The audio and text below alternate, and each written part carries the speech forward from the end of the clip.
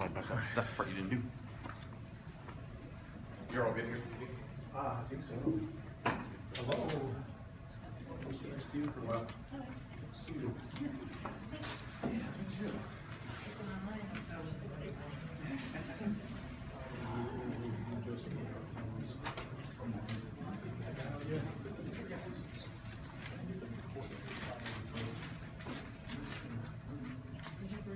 Thank you so much. The new one, yeah. This is fantastic.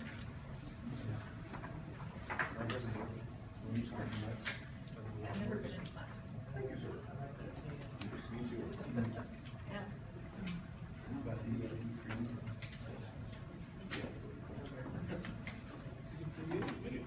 With the new EM10? No. Oh, you got the EM10.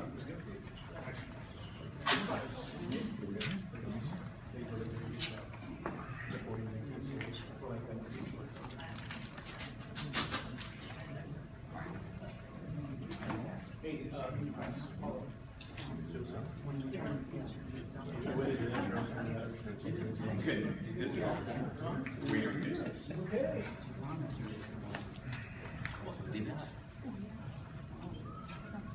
Well, you told me about it, but this is for selfies.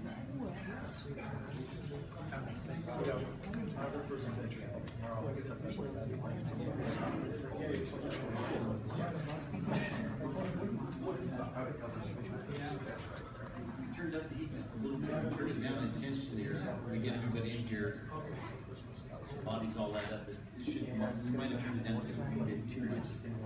That's fixed. And it's gonna give us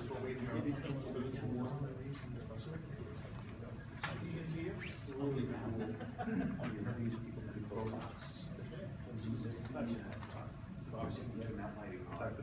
Is that good house lighting to have along that which is on so we well, I think it's a little bit like Yeah. Okay. that's I mean if these go off, then yeah, probably well we don't want light shining right on the screen. So actually that's great. No, that'd be fine. Yeah, there's so much light for this. Yeah. Wow. Yeah. Okay. We have it Like like lost you passed away or like this one down. There's so many switches. but Cool. Sorry, you're gonna cut that.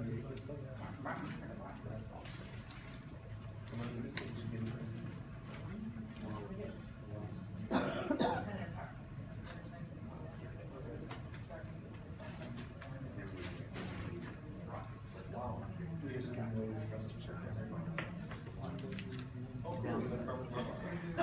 they want it back. My friend does that with her, I think, chickens and then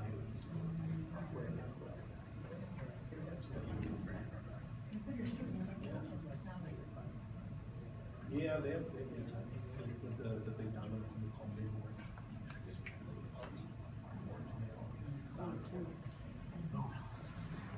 My neighborhood in Austin, Yes. I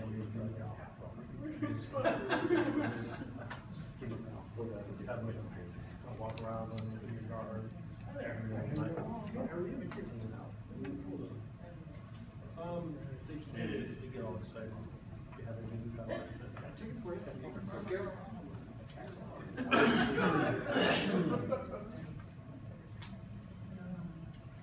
We live in a really interesting. Downtown Austin is very interesting. It's kind of, yeah, it's pretty. It's a chill little neighborhood. It's kind of like it's a.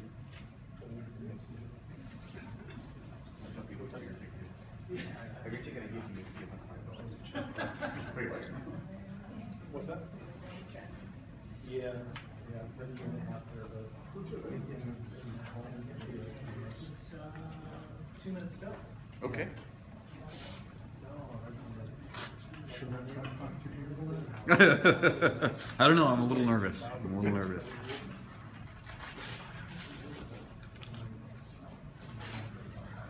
The question is if you keep it over the problem. It's your job to keep it over. Actually, you know what? You know what your job would be? You're going to sit here. If you see the desktop come up, you know, the home screen come up, just like for every once in a while the streaming software just crashes and then we're offline. Then I come back to start it again. It's kind of annoying. But the last show it went all the way through 2 hours plus. like you just Within Valor's, the crap shoes.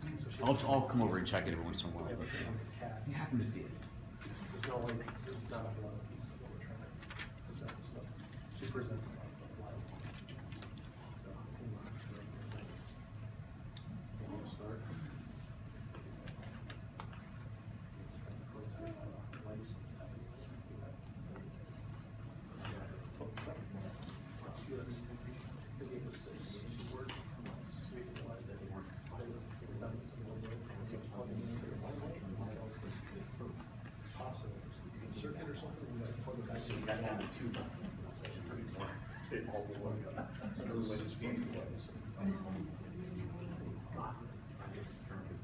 It's cool though. They don't make a lot.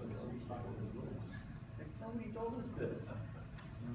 Fortunately, just by pledging these charges, it sets it and it works again.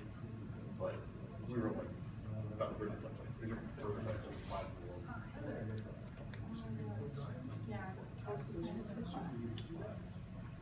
So, yeah. I could stream a 10 video down to some phone with the controller or go right from your home over a mile to really good stuff. Good. I gotta stand up. You do. You do. I want to be in the audience. Oh, you haven't seen the show enough already? All right. Let's get this thing. We'll leave the lights on for a moment and then kill them when we start the slides. Cool. Are we streaming too? We are. We're streaming. We're live. We're live, so that's our camera. You knock it over, you kill the live stream. So that'll also be live. Yes, don't do that. Hello, everybody. Welcome. This is the Lumix Shoot Anything Tour. Are you all in the right place? Excellent. Good. The nighttime shoot something tours in the next It is shoot something, not anything. Right. Let's just let's kill the slides and get this thing going properly. Kill the light. So as the slide says, this is the Lumix Shoot Anything Tour. I'm Photo Joseph. This is Julio. And we are going to give you a proper introduction of ourselves, starting now. Get out there. Hey, I'm Julio. Howdy. It's my first time at Kenmore and my first time at the new Kenmore. That's me. If you can spell it, you'll find me online, and if you can't, you won't. Pretty straightforward. I've been shooting full time now for 10 years, so I'm in my 10th year in business. It's been a lot of like this. One day you're like, oh, I'm gonna be rich, and then I'm gonna be poor, and you know, it's like it's the life of an artist. But it's good, and the technology has paid a lot in the work I do. I started off shooting film. I got into digital as quickly as I could. Had some good mentors. And one thing I was not prepared for was when the economy got slow and I did not work for 6 months. And when that happens, you are forced to make some tough decisions. And one of the decisions I did was to go into adding video and audio to my services that I offer my clients. What I found initially getting into video as a photographer, because I'm not a filmmaker, I'm a photographer that had to do something different. I found it was very difficult to do. The tools were not quite there. In fact, the market for video from the photographer's perspective was not even really available around 2008, 2009. But I stuck it out and my business has grown. I got into blogging about small cameras, which I switched to, I think, 4 years ago. A blog called Small Camera, Big Picture. And I've been shooting with these small cameras professionally. So I'm shooting video and still mixing it together, audio. I shoot assignments a lot on the GH4. Because it's very flexible, it's very easy to use, it's small considering what it does. In my opinion, this is the finest camera for anything that's multimedia on the market. And I think a lot of people agree based on the sales. And then I use this one a lot lately. This is the LX100. This is also, it's called a hybrid camera. It allows photographers to shoot video and be able to do things like pull out stills and capture high quality audio. But I actually shoot assignments with this little guy and have a ton of fun doing it. We'll get into more about the cameras, so I don't want to focus on that right now. But yeah, that's me. I'm Julio, and I'll hand it off to you. So that's me, Photo Joseph. I have been, I've been doing photography since I was about that big. My dad was into it. I had my first SLR when I was 7 years old. And studied photography through school, did photography everywhere until I got bored with it after I graduated university. I'm sure my parents were so proud. Look, you got a degree in photography, now he's going to go do something else. Got into tech, found my way into Apple. I was at Apple for almost 9 years, and while at Apple, we launched a little thing called iPhoto, which then evolved into Aperture, and that's when I got back into photography. Did that for a while, technical marketing on those products, and then in 2009, left Apple. for some strange reason, to step out on my own and do photography for reals. And I've been doing that ever since. And it's been a lot of fun, as Julio said, some ups and downs, but it's been a tremendous joyride. And I got introduced to these smaller cameras about 2 years ago, and a year ago I was asked to join the Lumix Luminary team. So we are 2 of 12 luminaries in the world. You didn't mention that part. And we get to show off these really cool toys. So the kind of work that I do, I live in Ashland, Oregon. I've got a studio there. Locally, I do mostly commercial and portrait work, but I also travel a lot. I do a lot of photo education. I do a lot for other bigger clients than we find in Ashland, which is always really fun as well. And I have been shooting Lumix gear exclusively for the last year. I haven't touched a full-size SLR in now over a year. So, which is I know. All right, I have fun, right? You drank the Kool-Aid. I drank the Kool-Aid. No, they're great gear, great cameras. I love using them. And that is actually, I think, what our next slide is. Go and pop up the next slide, the why Lumix. This is a big question, right? These are great cameras, but they certainly aren't the only cameras out there. There's a lot of mirrorless cameras on the market today, and there are a lot of mirrored cameras on the market today. So why do we like shooting with these? And we both have a lot of overlapping reasons, but some unique ones as well. One of the big ones that's obvious is size and weight. This is the biggest camera that Panasonic makes, the biggest Lumix camera, the GH4, the flagship model, the do everything model. And then it goes down to oh, I forgot to get out of my pocket. The tiny little, you only told me like 4 times to get it out, didn't you? The teeny tiny little GM5, and this has a huge lens on it, frankly, but that's the little camera, and it has the same size sensor as the bigger camera does. It's got a little less technology, a lot fewer buttons, but it is the same type of camera. So I can shoot with this or I can shoot with this and have essentially the same capabilities. Obviously, you know, a little bonus on the bigger guy. But the size and weight difference between these and traditional SLRs is huge.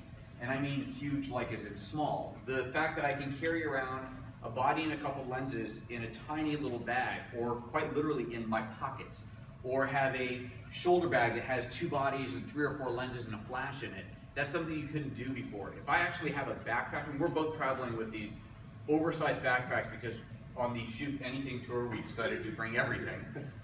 Well, we kind of had to. But we have, you know, all of this in our bags, but we don't carry those bags around ever when we're out on assignment. We carry much smaller bags that still has an enormous amount of gear in it. So that's one part of it. There's a lot of other reasons. Julio has some specific ones, but one of the things that I always tell people is I shoot with them because they're fun. I enjoy it. I enjoy shooting with these cameras more than I have any other camera that I've ever used. And part of the reason for that, a big part of that reason, is the technology in them. I'm a tech geek. I love technology. Any new tech thing, I'm like first one in line. I'm that guy. And these cameras are packed with tech. They're packed with cool little buttons and cool options and some really fun and interesting things that you can do with them straight out of the box. The kind of things that on some of the other manufacturers you have to pay a lot extra for. We were just talking to a colleague the other day who was complaining that his Canon costs $6,000 and doesn't even include this, that he has to pay another $500 to get it to do.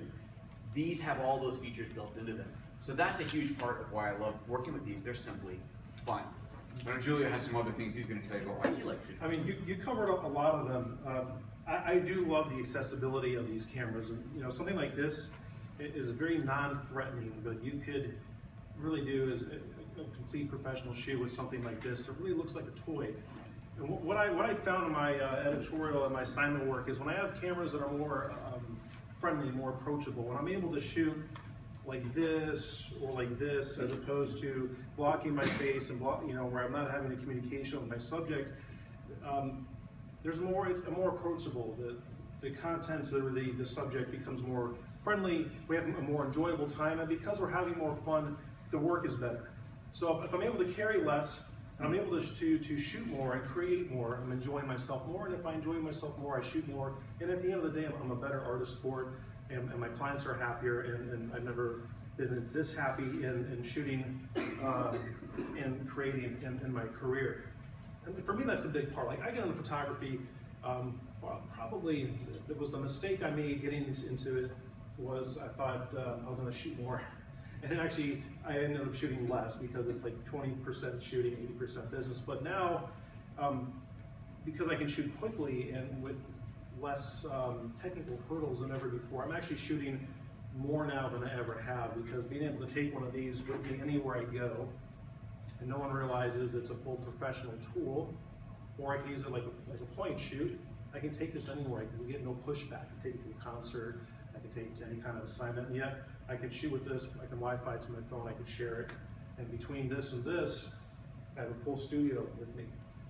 Now, I shoot for what I call the age of screens. So we have over 1 billion iOS devices alone in the marketplace, not to mention the Android and Windows and everything else.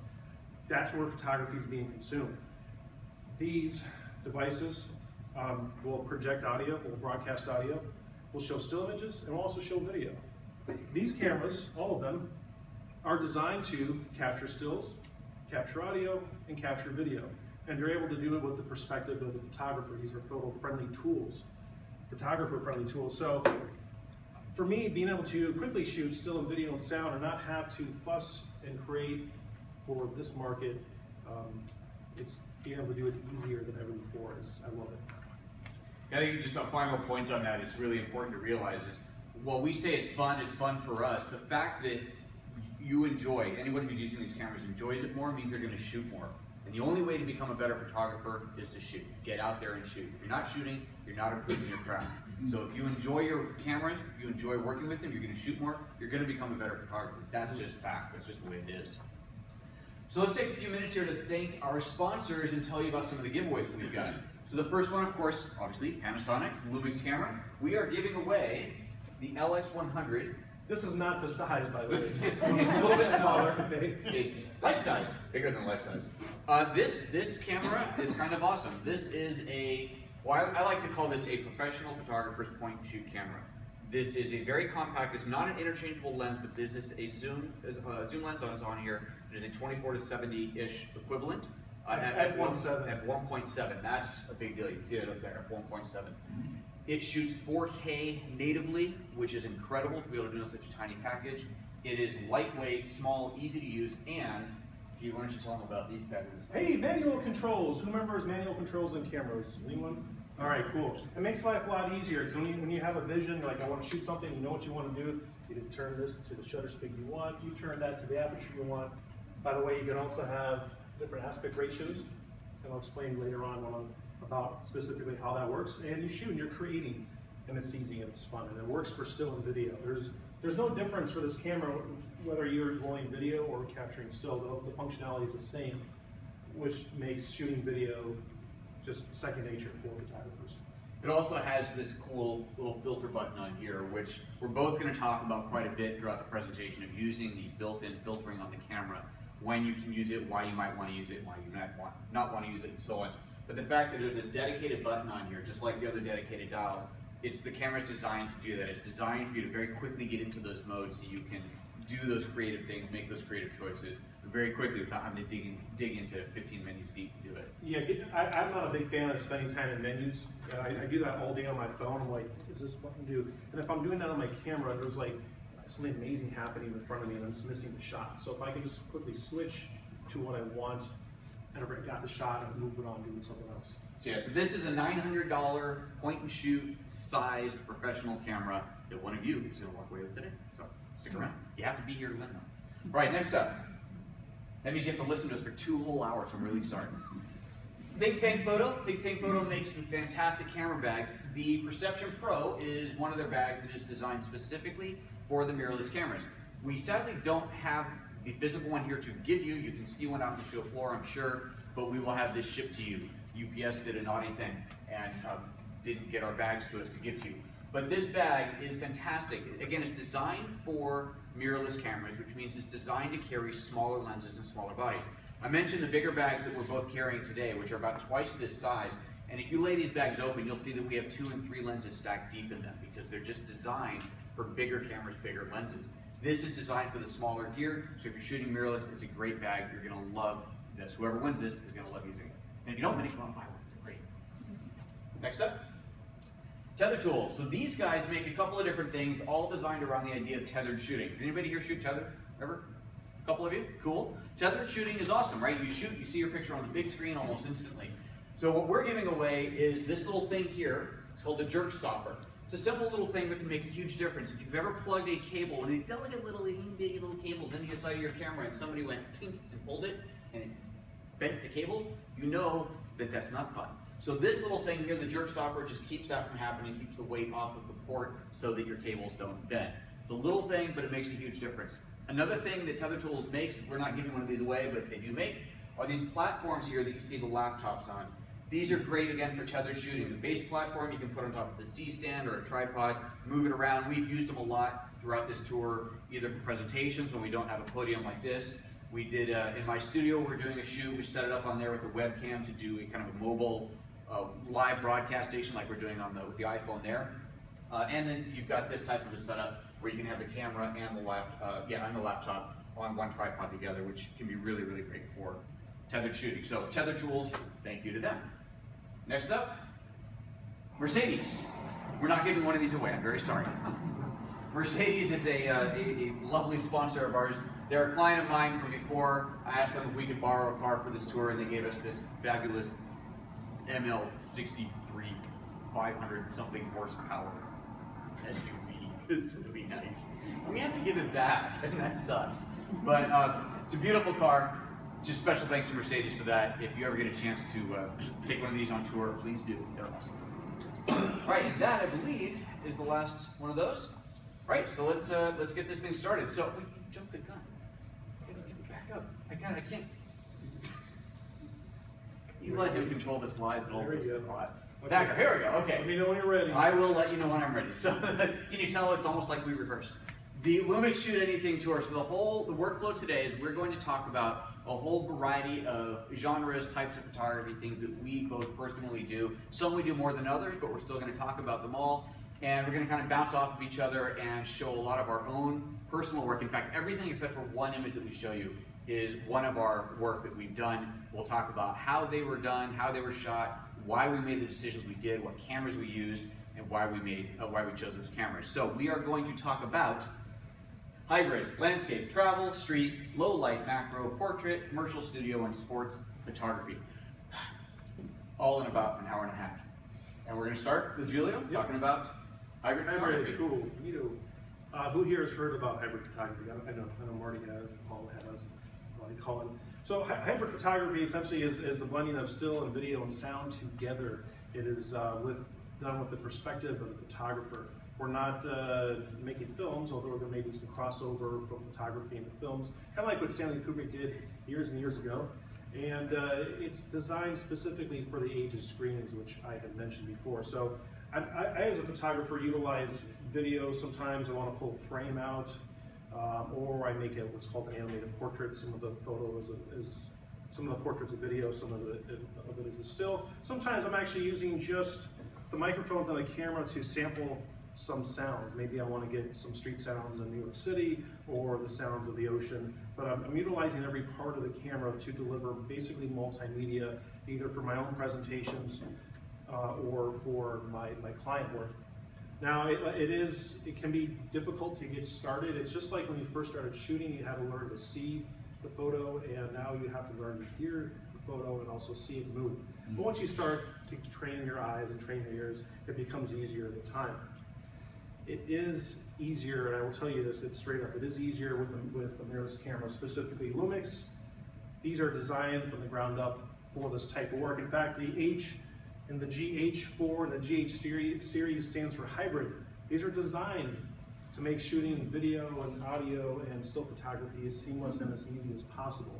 And they really do lead the industry in hybrid photography. And I think my belief is because this was designed digital from the ground up, so it's not like, I grew up with Hasselblad and Nikon. They were designed for analog age. Make a print image from an analog source. Now we're in an age of screens. We need cameras that are designed to create for those screens specifically. So when you try to put a beautiful giant DSLR lens on, or an SLR lens on a DSLR shoot video, you often lose autofocus. You can't look in the viewfinder. You're not able to see what you're shooting live. With these cameras, you can do all that. So it's basically, when you have this camera on, let me put this to auto. We'll turn the screen around. You have a live view, right? There's no guessing what the image looks like because you can see what it looks like before you actually take the photo. And it works the same with video. There is no difference between still and video because you have a constant live feed. So it's essentially like a professional camera with a screen similar to your smartphone. It's a touch screen. You can adjust it by moving your finger on there. You can tap on faces you want to focus. You can customize the camera however you see fit. That makes creating still motion and sound for hybrid presentations much easier than ever before. Now, a lot of my work is based in video, but don't let that scare you. It can be a little intimidating at first. If you go online, guys, and you go on the forums and you start reading about video, it's going to get really complicated really fast because filmmaking and filmmakers are very technical, and they're going to start talking about things like transcoding and proxies and all this stuff and follow focus. And when I first got into video, I didn't know any of that, so I just started hitting the red button. No lasers came out and got me. I was like, I was safe, and I was recording video. But if you go online, and you can easily get lost in the sea of information. The best thing to do is if you want to start shooting video, is just find where the video button is on your camera. Take a look on the screen. Say, okay, that was cool, and start recording video. Just get in the habit of it. What I find interesting is that if we have a smartphone, we're going to shoot video. We don't think about it, and we shoot video of all sorts of stuff. Sometimes it's beautiful, sometimes it's like, or cats, I've got cats that use stuff, and I just record video. And there's no, we don't think about it. We're just shooting video, we're shooting stills, we're creating hybrid content on our phones. So why is it that we slow ourselves down when we get on an actual camera? And I think it could be just from habits of just always shooting stills. But these cameras shoot video just as well as they shoot stills. So you just want to start recording by pressing the red button. Don't worry if it doesn't look good. It's digital. You can always erase it. You don't have to show it to anybody. But you definitely want to start practicing shooting video, and I'll show you some examples why. Are you guys familiar with the difference between 2K and 4K video? Okay, so some of us are, some of us are not. So 2K video, or also kind of like HD or full HD, is your basic high definition video. This was shot with a high definition with the GH4 in HD. So video, if we were to open up this video file, okay, it's called a wrapper, like a Snickers bar, not like a one-up-yo wrapper.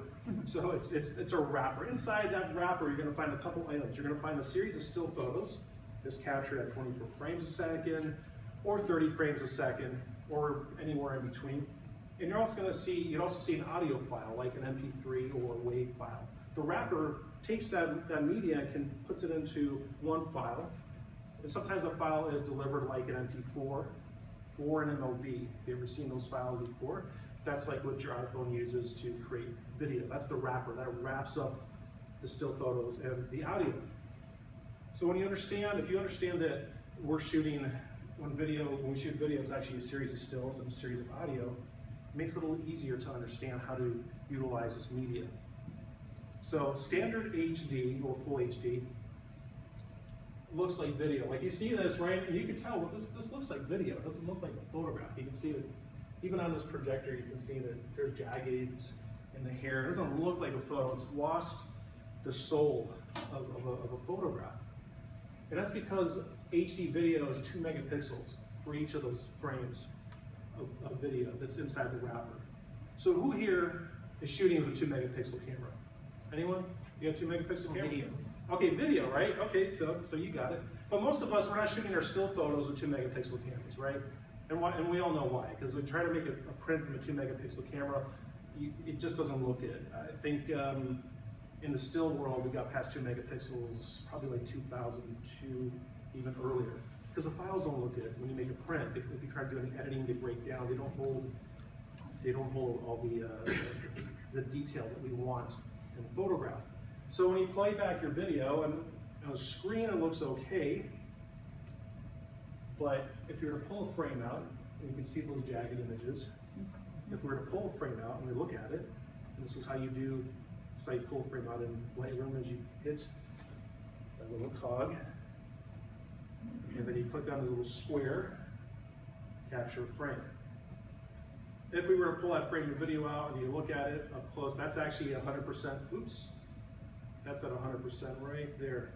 I can't make it any bigger. If I go in larger, let's go larger. You can see, doesn't that look like, what does that look like? Sega Genesis or something, right? It's just, it doesn't have the soul of a photo. It's fine for showing something on like YouTube, but for photography, it doesn't work. So let's compare that with 4K. Immediately, this looks more like a photograph, does it not? And that's because every frame of video in that wrapper is over 8 megapixels. That's a significant increase in detail. It's not like when with still cameras are going from 14 megapixels to 16, we're kind of splitting hairs there. We're talking about 4 times the resolution, 4 times the color depth, 4 times the information. So when I was shooting editorial portraits in 2005 with my first DSLR, I had a 5 megapixel DSLR, and I was shooting magazine covers. I never had any clients say, hey, this quality's not good enough. And now we're at 8 megapixels per frame of video. And don't think this is just the end point, okay? In a couple years, you'll have GH4s that'll shoot something like 6K, and then down the road they have GH4s that'll shoot, or 5s, whatever they call them, that'll shoot 8K. And 8K is 33 megapixels per frame of video. Okay, we're on the path now. We have smartphones, right? Flip phones are not making a comeback. Okay, we're at 4K. We're not going to suddenly, as an industry, is not going to say, hey, everybody wants to shoot stuff on standard definition. Once we're there, we're there. So it's all merging together. And in fact, with these cameras, you can set them up to shoot video with your standard shutter release, which is how I create most of my content, by using just the normal shutter release. Let's pull a frame of this video out and compare it to the HD version. Recording. So now we're recording.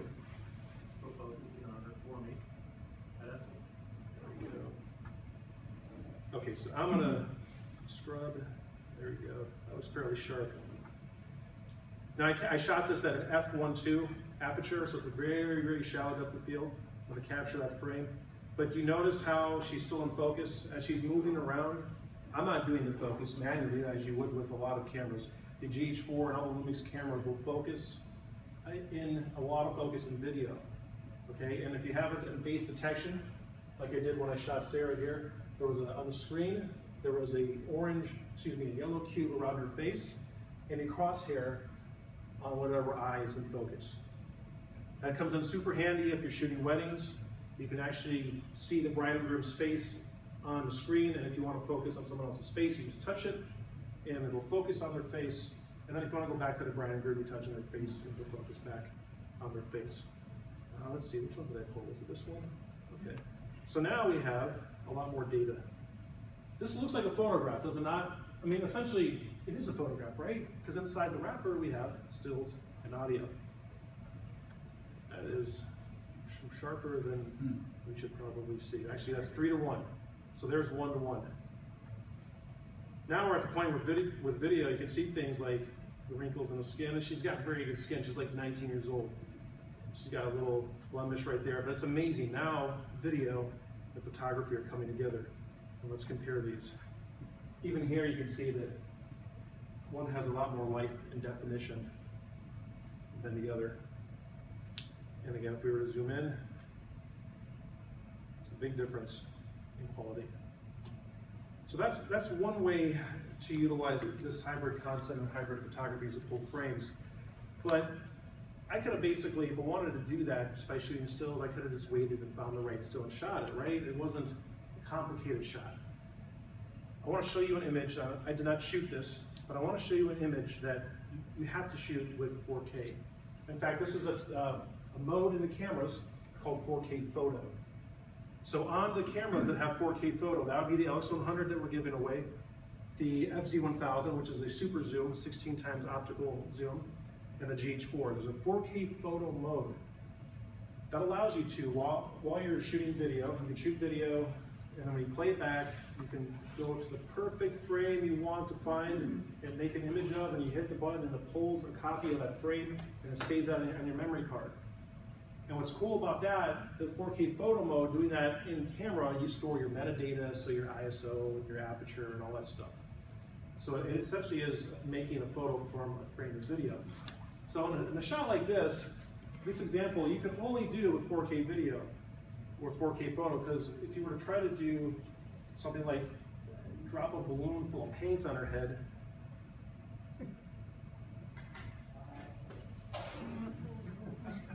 you either got the shot or you did not get the shot. So she's got a bunch of pain in her head, and you're like, oh, I missed the shot. I was shooting stills. Let's start over. Cool. Come back in 4 hours when she's got all the paint off, makeup's back on, and everyone's had lunch, and you can shoot again. Try it. But if you're shooting 4K photo, you can do, look at that. We're going to make a paint mohawk. We're going to make a paint hat. And now we're going to make a paint sombrero. Probably the sombrero is a little over the top. Now you can do this technique in camera, okay? You don't have to do it in Lightroom. But you can do this in camera. So say for instance you're shooting in a studio, or maybe you're shooting somewhere in the wilderness, you get some beautiful nature, with 4K photo, you get the exact image you want, you Wi-Fi that to your phone, email that, or you post that online. And again, because it's 4K, there's tons of detail. If I didn't show you the video, it's hard to say that this was shot in video. You know, if I just showed you the frame, because again, inside the wrapper is what? Stills and audio. That is essentially, that's a little primer on hybrid photography. I'll be talking about this throughout the entire presentation. Now, if you guys have questions on this stuff, we're going to be giving you a lot of info. So if you have questions at all throughout our presentation, just holler. Yeah, feel free at any time, raise your hand, we'll call on you or just yell out at us if we don't see that. I'm not here. Yes, go ahead. Was that paint shot done at 60 frames per second? No, that was at 30 frames a second. Now that shot is a very specific type of shot. It requires a lot of light. Okay, one thing I did not mention that we can talk about here briefly is you have to have constant light when shooting video. There's no flash in video. Okay, it doesn't work. And we'll get into more detail the types of constant lights that work well and some do not work well. And the thing is with constant lights, it's not like a strobe. If you go out and buy a strobe, even an inexpensive strobe is a decent strobe. With constant lights, they're either really good or they're complete garbage. Okay, I'm not gonna shine you guys on that. They're either really good or they're completely not good. Okay, and we'll get into that further on. And it's fair to note that for that image, the it paint took a dropping, tremendous amount of light. huge amount of light. That's not the kind of light that you're going to get from a couple of little LEDs. That was an immense amount of light because just like shooting stills, if you want to freeze motion like that, you have to shoot it at 2,000s or 4,000, 8,000s of a second. Well, how much light do you need to do that? You're out in full sun to get that type of shutter speed. Recreating that type of shutter speed in the studio is hard. That is a ton of light. Now that may well have actually been shot outdoors in the full sun with a black backdrop. We don't know. We didn't shoot it. That's frankly how I would do it because then at least I know I've got that much light coming in. Otherwise, you're renting $20,000 worth of LED lights to get it. But that's how that would be done. All right. So let's talk about landscapes. Totally different direction here. Now I will be the first to point out that I am not a professional landscape photographer. I used to think that landscape is just kind of what everybody does, right? I mean, we all have shot landscapes, right? You see a pretty landscape, you take your camera, you take a picture. Look, I'm a landscape photographer. And then you go on 500px, and you start to cry, and you go home and sell your gear because you realize that you are not a landscape photographer. It took me a while before I realized what it takes to be that level of photographer, other than the obvious, really understanding light, understanding how the light interacts with the clouds and what's going to happen at a certain time of day, and of course getting into the right place at the right time. There is a lot of post-processing that goes into these unbelievable landscape photos that you see. So I'm going to show you a few things. I'm going to show you some photos here, and I'm going to show you before and after and take you to Photoshop and show you a little bit of how I did them. But the key thing here that I'm pointing out is the camera that they're shot on. And in this case, everything you're about to see was shot on the GH4.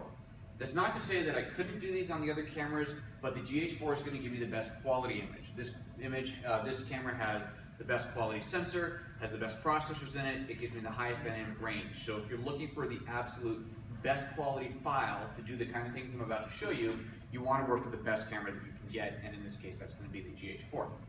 So these images, first let me just show you a couple of these. And again, the techniques I'm going to show you are something that I'm fairly new to.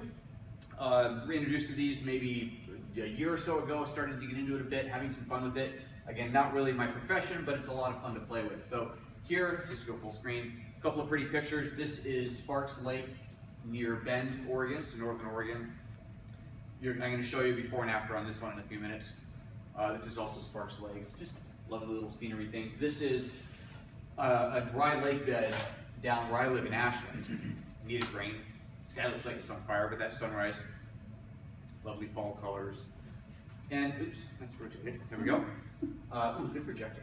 Some of the projectors we put this on, everything went purple. It was horrible. The red color spectrum is really hard to reproduce, which actually is a fair point to point out. I haven't been mentioning this. It shows red is the hardest color in digital to get right. I don't know technically why that is, but it is. And the GH4 does a beautiful, beautiful job at it. And little tip, if you're ever shooting something like this, look at the histogram on the back of your camera, look at the RGB histogram, not just the luminance one, look at the RGB, and make sure that your red channel isn't blown out. You can look at this on the back of your LCD and think it's totally fine, get into Photoshop and find out that your red channel is completely clipped. So just a little tip, if you're shooting red leaves like that or anything really red, look at that RGB histogram, make sure that the red isn't clipped out. And then this is the last picture, and I'm going to show you this one before and after as well. The original scene of this is that same dry lake bed, different part of it, was nearly monochromatic. But the colors are there, they're just barely there. And what I've done in Photoshop is pull all those out, and that's the technique that I'm going to very quickly show you here. So let me jump out of full screen. And we're going to start with this one here. And so big on that. And the original is that. That's the starting point. Now, the techniques I'm going to show you, nothing has been added. There's no paint, there's no colors being painted in, there's no take the red brush and put it in. Everything is done through levels and curves and vibrance and saturation and contrast and things like that. So, to begin with, I talked about how these cameras have incredible dynamic range, and the GH4 has the broadest dynamic range of all of them. And what that means is how much shadow detail and highlight detail you get in a single file. Sometimes you have enough shadow and highlight detail in a single file to do everything that you want to do, and sometimes you don't. Sometimes you need a photo that's a baseline, something that's a little bit darker, and something that's a little bit lighter. So you've, I'm sure, all heard of HDR before. Right, you've seen this. HDR, you bracket your photos. You might take 3 or 5 or 7 or whatever photos. You put them into HDR software. It does its magic and it spits something out that quite often looks very candy coated. It's super hyper real thing, and that's great if you dig that look. If that's what you're after, that's super. But in my case, I don't want that. I want the advantages of HDR, which is a hyper dynamic range, some just ridiculous amount of dynamic range pulled into a single file, but I don't want it to look like HDR. So that's what this technique here is doing. Now in this case, I did stretch beyond the limits of a single file, so I took 3 different files and layered them together. And that's what we've got. So there's your baseline, a little bit darker. You can see that the sky has more detail in it. And then a little bit lighter, and that's primarily for the fogging here, or the mist on the water. And just show you how this is done, has anybody here heard of a technique called a luminosity mask? Seeing a lot of blank stares. Okay, luminosity masking is ridiculously advanced photoshopping technique. This is not the kind of thing that's for the faint of heart. Like when I've just started getting into this myself, but it's incredibly cool. You know what a mask is, right? You paint a mask on something, you take part of one image, part of another, blend them together. Luminosity masks create the masks based off the luminosity, or the brightness values, of the image. And so a luminosity mask for this baseline image could look like this. Run the script, create the masks. In fact, let me see, I think I can make these a little bit bigger, make it a little easier to see. Here we go. So you can see here, the luminosity mask is showing you, there's the dark part of the image masked out, the darker darks, the shadow darks, the super darks, and so on, the ultra darks. And so these are masks that are automatically selecting just those darkest parts of the image. So if I, to do a whole seminar on this would take about 6 months, partially because I have to go out and get educated. But the advantage here, what you're doing is you're able to select very, very specific parts of an image to blend in with another image, or to apply an effect to, like a saturation or contrast or whatever. So let's go back to this. What all of that is leading up to is that we're now looking at the dark channel. Let me make these thumbs nice and big as well, since we've got such a nice high resolution screen here today. Okay, so this is the dark layer. You can see over there in the bottom right, that's my darker shot. The mask is applied to it. That's all that I'm using out of that darker photo. So just a little bit of detail in the in the sky. Looks like a little detail in the reflections, and that's it. And then we turn that off and go to the lighter file. There's the whole file, but there's all that I'm actually using. So just some lightness along the tree line in there, a little bit of the mist, and you kind of see some detail on the rock here. That's all I've pulled out of this. So now if I put all three of those together, let's go back to my baseline, add my dark channel in, so you see the sky changes, and add the light channel in, toggle that on and off, and you get a little bit more of the mist. So now I've got a file that has even more dynamic range than can be created from a single image. So now I've got an even bigger thing to play with. Now I start adding the colors not adding colors, but grabbing the colors that are in there and massaging them out. So I'm just going to turn on one layer at a time. Here's a basic curves, just add a little bit of contrast in there. A little bit more curves into the sky. Now that's where the color came from. So the color is hiding in the sky in there. But with the right curves adjustment, I was able to pull that out, and then a little bit of vibrancy on top of it. But even the curves, if we look at this, the curves are not being applied to the entire image. Most of it, but not the entire image. It's selective adjustment of the curves. And what you end up with is something like that. So that's your end result. You go back to the beginning, is there. Not there, there. That's your beginning to the end result. You can't do this unless you have a really good quality raw file to begin with. You can't do this with JPEG. You gotta have a really good raw quality file to begin with, and that's what you can get out of the GH4. Yes? How big of a file will be the final image after you? That's a good question. Let's see. This isn't very big. It's only a 91 megs. In RAM it's 600 megs, but it's 90 megs. It shows down here. That's not very big. I've got files that didn't start from these cameras, started with higher resolution files that are over 2 gigs. That's big. That's a big file. That's a little file. So all those layers, and I guess that's part of it, right? The resolution, this is a 16 megapixel file. All the extra layers in here, yes, there's more, I shouldn't do that. There's more data because I have 3 files in here, but all of this is all just calculations. That's just math right there. There's no actual pixels being stored in here. These are the only pixels.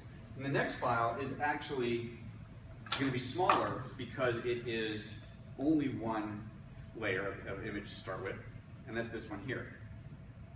Open this guy up, and let's take that down to the baseline. So there's the starting point for that file. Very monochromatic, right? You've got some color in the oranges here, and you've got some yellows across here in the sky. Yeah, there was probably some color up there, but this is very much what you see with your naked eye. This is very much the world as it was. But it's one of those scenes where, as a photographer, you're looking at it going, I know there's color, I can see it there, and if I can take this and massage that color out, encourage it to come to life, I'm gonna create something really pretty. So, same thing here, same techniques, but all from one single file, adding, let's see, starting with some saturation in the yellows in the mids. You can kind of see as I toggle that on and off, see the band of yellow going through the middle there.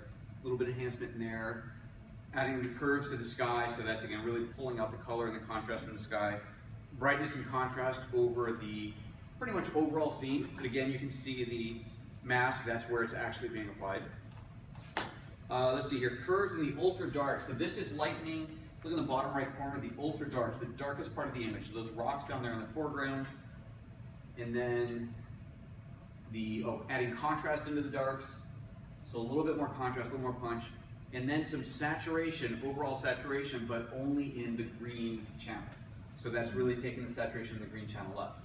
So all of that combined together gives you this image. It looks way more colorful, way more vibrant, without having that kind of over-the-top candy-coated HDR look. So that's my spiel on landscape. You see this kind of work, it's absolutely stunning. You can create it yourself, you can create it with these cameras. It's the techniques. That's really what it comes down to, is these advanced techniques. Yes, sir? Is there a counterpoint or counterpart to this in like non-linear editing programs such as Final Cut Pro or whatever, where you could bring these layers? No, I think to do something like this, he's asking if you could do this basically in video in something like Final Cut Pro or Premiere, I suppose, or anything else. No. You'd have to do it frame by frame. So if you really wanted to do this in the world of video, you'd have to take it into something like After Effects or into Photoshop, which can take in a video file, and you could do this, but you'd be doing it frame by frame. There's a lot of it that is, I don't want to say automated, but it's procedural because you are creating masks based off of luminance, but then there's a lot of hand painting as well.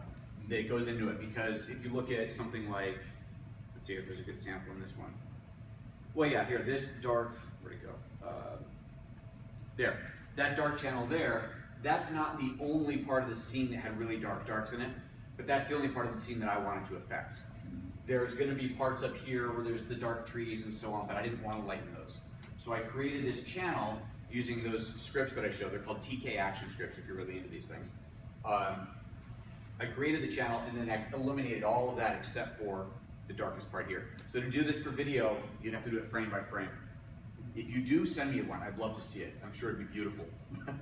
But yeah, that'd be a lot of work. Yeah, so that's that. Any other questions on the landscape stuff? If not, then we are going to move on to travel. So I don't know about you, who here likes to travel? Traveling fun? You like to take pictures when you travel? Everybody likes to take pictures when they travel.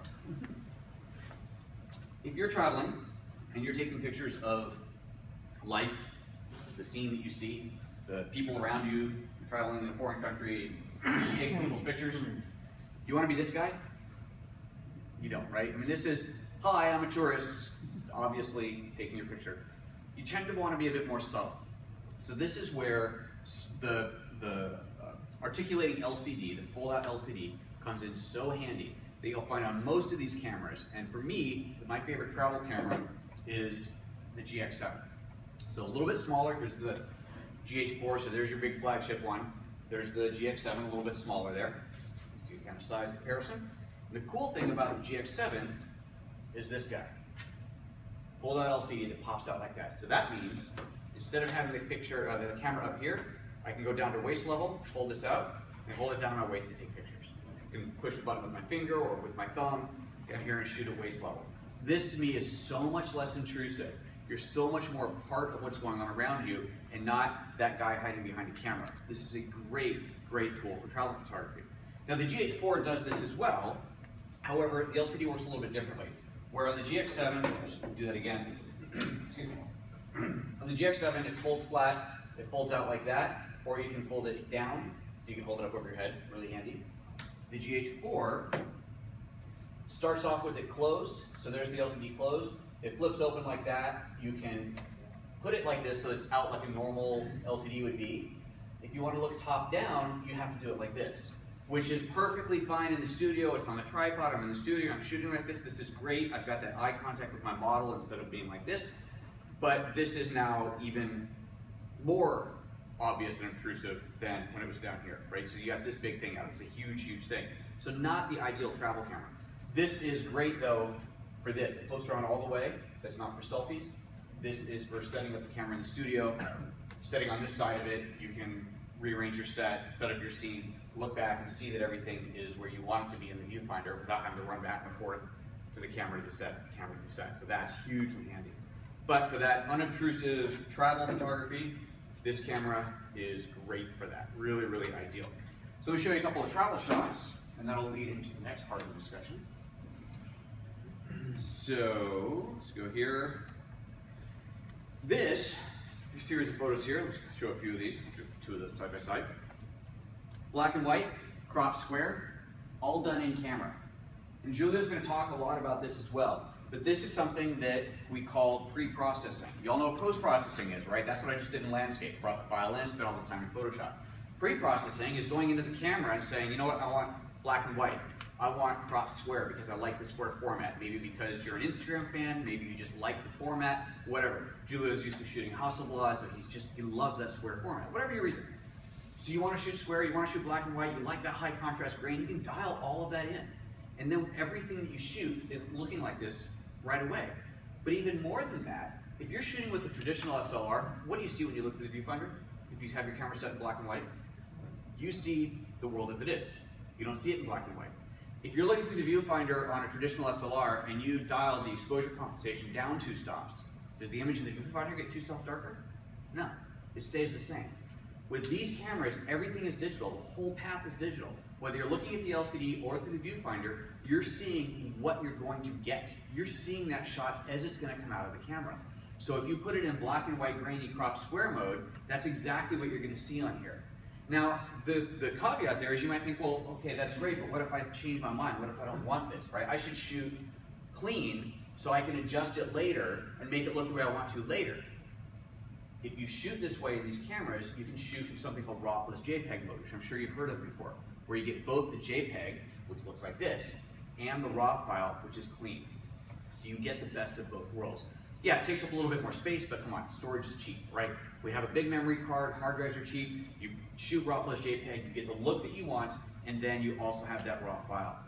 If this is the look that you want to deliver, whether delivery for you means putting it on Facebook to share with your family or handing it off to a client, if you can get the look that you want in camera, that saves time. You're done, right? You shoot and you're done. You deliver the JPEG and you're done.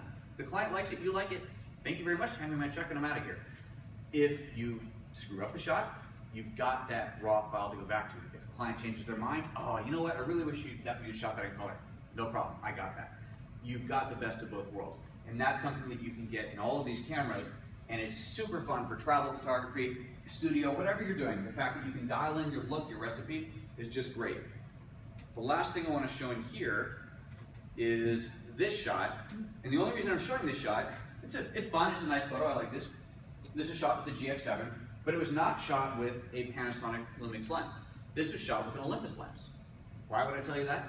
Because Micro Four Thirds is this cool universal format that there's hardware for made by lots of different manufacturers. This lens is a 45mm f, I think 1.8 lens. It's really, really little. It's super sharp. It's a really nice compact little travel lens. But that's not the only other manufacturer. I have a series of these little plastic lenses. These are made by a company called Lomography. These are cheap plastic lenses. A set of 3 of these is like 70 bucks or something.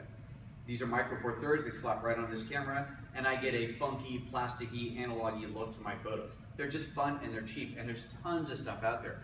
I think Julio's going to tell you later about some other lenses that he has, older lenses that have been modified to fit on these cameras. Just all kinds of fun things that you can do to create that different look. Yes? Can the lenses be used among the different cameras, or are they different size lenses for each lens? That's a great question. Thank you for asking that. She's asking if the lenses can be used among all the different cameras. Yes, they're all Micro Four Thirds. So let me take, this is a great combination. This lens here, we'll talk about this more later, but this is kind of like the flagship best lens that we have. It's 42.5mm f1.2. It's an 85mm equivalent. By the way, that's just another point. The number that you see on the lens, double that for the 35mm equivalent if you're used to thinking that way. So this is the biggest lens. If you own this lens, you probably own this camera, the GH4. But watch this. Here's my little tiny GM5. And this lens that costs about 3 times as much as the camera itself. And it looks ridiculous. I mean, it's kind of silly looking, but it absolutely works. So you can use any of these lenses on any of these bodies. You don't get any vignette? No vignette, no, because the sensor's the same size. There's no vignetting. The sensor is the same size. All the pass-through is all exactly the same. The only difference between this little camera and the big camera, well, lots of differences, but the sensor size is exactly the same. And you never use a lens shade, right? Oh, I use lens shades all the And you time. don't get vignette? Well, no. I mean, if you're using a lens shade that's designed for that lens, you shouldn't get any vignetting. And changing the body is not going to change whether you get vignette or not. The difference between these cameras is a better quality sensor, better processors in it, more buttons on the camera with lots of total programmability, so you can program the button to do whatever you want, so you're not digging through the menus. That's one of the big advantages of the bigger camera, more buttons to program. But it's the same type of camera, same technology, so you can put the same, put all the lenses on any of the bodies. So that's that. I think, do I have something else here, or do you have next? I think that's it. I think that's it. Right, and then we move into street photography, which is a very big part of what travel photography is. And for that, Julio is going to take some of that. I tell you've done this before. That was very good. You have my attention. I did. All right, who here likes to shoot street? Everybody, right? It's cool. I love shooting street for many reasons. It's a great place to practice different techniques. It's accessible the moment you leave your home. You're shooting street, and it's different everywhere you go. And street photography doesn't necessarily mean like on the street, although the examples I'm showing you are. I mean, sometimes you can be at a grocery store. It's still like I still consider that street photography. It's spontaneous. It's authentic, and it's real. And one of the things that like around 2006, 2007, when digital really started catching on, one of the trends that was popular at the time was trying to make your image as sharp, and as clean, and as perfect and clinical as possible. That was all right for a few years, but what happened, at least for me, for my personal aesthetic, is I felt that that type of imagery just didn't have any life to it. It was just like a perfect, clean image, and everyone had the perfect skin, and everyone was the perfect height, and it was just like, ah man, it was like a automaton city, and it was just like, so for me to shoot street with these cameras is fun, because you can be loose, you can be authentic, you can be really connecting with another human being, you know, and sometimes you may want to kind of be discreet, and you can do that as well. So I'm going to show you some examples of how I shoot street, still photography, and then also how I take those photos and I blend that in with some video. And I'll show you some, I'll talk about the cameras I use. Some of them are, you may not consider for street photography, but they actually turn out to be quite good for street. Let me zoom out. There we go. So I love square crop. I think the majority of the images that you're going to see from me tonight are square crop. I enjoy that. I don't know, I love that. Maybe because when I was a kid I was really into records and kind of still am, but I love square. Also, what's cool about square is you don't have to choose whether it's vertical or horizontal. You just take a picture, it's all a square.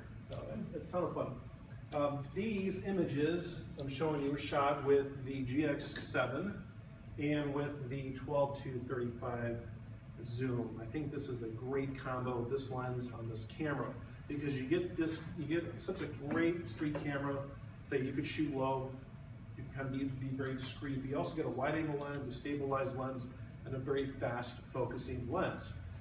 These images that I shot, I made it square in camera. I shot JPEG plus RAW.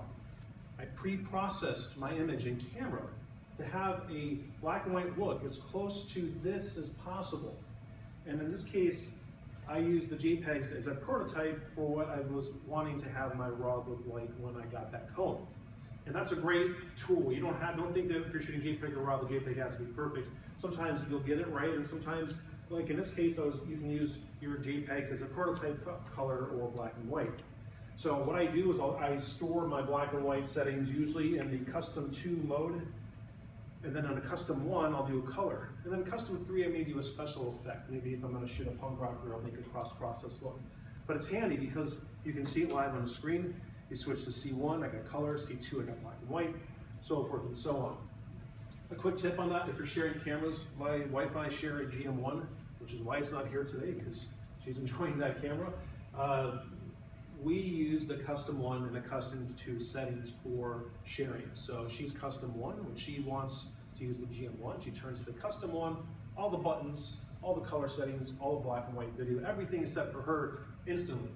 Now if I want to use it, I just set it to custom 2, and I have all my settings instantly as well. So that's another way to use the custom settings.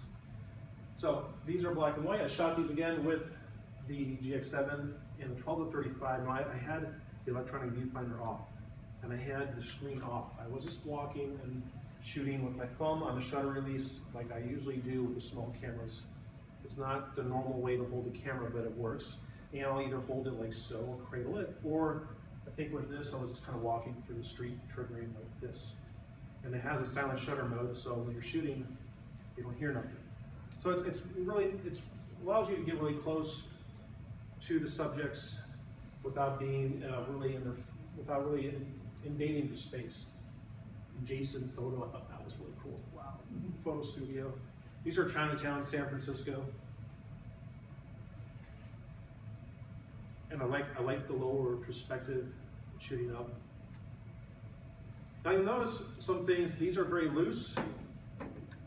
The black and white, the grainy, there's lens flare, there's all these things that you would think that are rule breaking or not perfect, but that is okay, because I'm not, see, when I shoot street, I'm trying to get this. This is a moment in time that I'll never have again in my entire life, or anyone will. That is a piece of time frozen forever, and it's real, and I'm not asking them to pose. Sometimes I do. If I'm on the street and I see somebody and they got a purple mohawk, right, and they got a dog and their dog's got a leather jacket on, well, guess what? They want you to pay attention to them. Okay, so what you do is you go up to them and say, hey, you look amazing with your mohawk and your dog, and your dog's name is Fufu, oh, you look so great, let me get a snap of you, you know, and you just take the camera and boom, you take a snap, and you use the JPEG and the Wi-Fi capability of the camera. You can Wi-Fi it to your phone and email it to them on the spot, and you have a friend for life. And it really works out great. It's so much better than giving them a business card and they'll forget about that, and forget about each other. But you can email them the photo on the spot. If you have a Android phone, you can actually just touch that phone to the camera and it transfers it, and you can email it right there. So that's a great way if you want to approach your subject and have a direct connection. Do you have a question, sir? Yeah, you must have a massive photo releases in your pocket. No, if it's on the street, it's on the street, man. I don't. If you're on the street, and you don't want to be photographed, put a mask on or don't be on the street. Legally, as long as you're not selling it for commercial work, you don't need a release. To put on your blog, to use for editorial work, you don't need a release. Otherwise, newspapers would be out of business a long time ago. Yeah, and then even then, like, look at all the celebrity stuff that photographers get, paparazzi, and it goes in publication, and they're making a lot of money off of it. So, yeah, as long as you're not selling the image to say, this person drinks Coca-Cola, right? That's commercial use. For that, you need a release. But to put it in an editorial, in a newspaper, a story about Chinatown, completely 100% legal. The only time I use model releases is if it's on a commercial shoot and the images will be used in some commercial form. There's going to be some sort of commerce with the images. Then there's going to be a release, and the talent will be compensated properly. So that's all agreed upon ahead of time by the production company that I'm working with. But for these, I just wanted real. I didn't want anything posed. I wanted just a real authentic image. And again, I was like, here's one. I missed the focus. It focused over here. But I don't care, because I wasn't trying to get this clean, perfect image. I wanted this. I wanted this expression on this man's face, the life that he had. And you know, it's so much, it's just more real. And that's what I like about shooting street. You know, it's spontaneous. Some of my street work is very set up.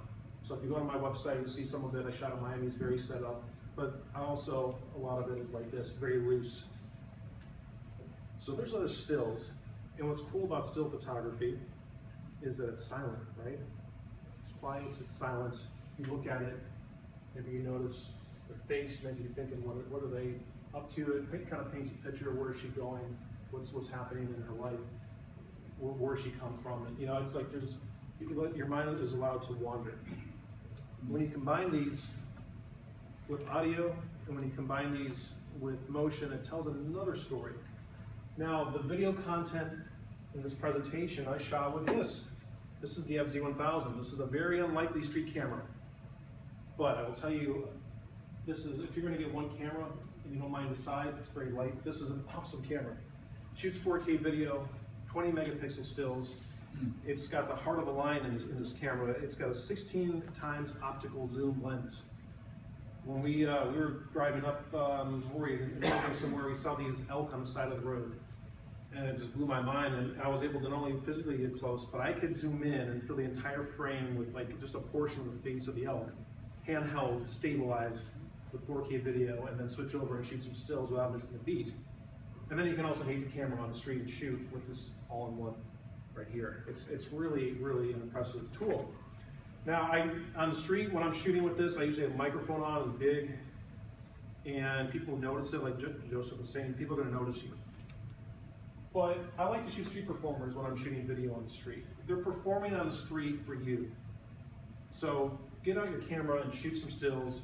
That tells one story, but if you're combining audio, it tells a whole nother story. And if you're combining video, it tells yet another story. And this is just a basic slideshow. I'm not doing any kind of crazy special effects. It's just logo and some still images. I want to play this for you.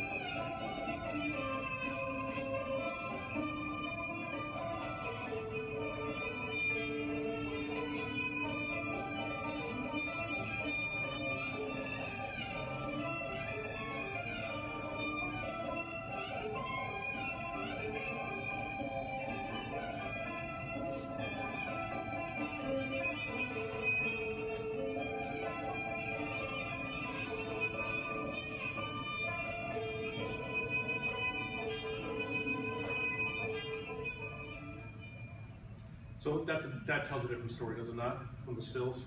So I get a kick out of combining this stuff together and doing it in a fairly simple way. There was just basic cuts from one shot to the next. You could do a lot of this stuff in Lightroom by selecting your images if it's in the collection, and you go to, where is it, slideshow, and there's a button right here, if you can see that, it says export video. You click on that, it exports a slideshow. Basically, whatever you have on here, you can take your name off and make it black, whatever you want. That's an easy way to do this kind of work. You don't have to get into Premiere Final Cut 10, although for that presentation I did, because I'm comfortable with the program. So when I was on the street and I saw these guys, let's kind of go back to the end. Whoops, too far. So I saw these guys playing. They're on the street. They have a tip bucket out somewhere. What I usually do is, of course, I get the camera ready and they see that I'm going to shoot some video. I give them some money, and then I just record for a couple minutes. Sometimes it takes longer.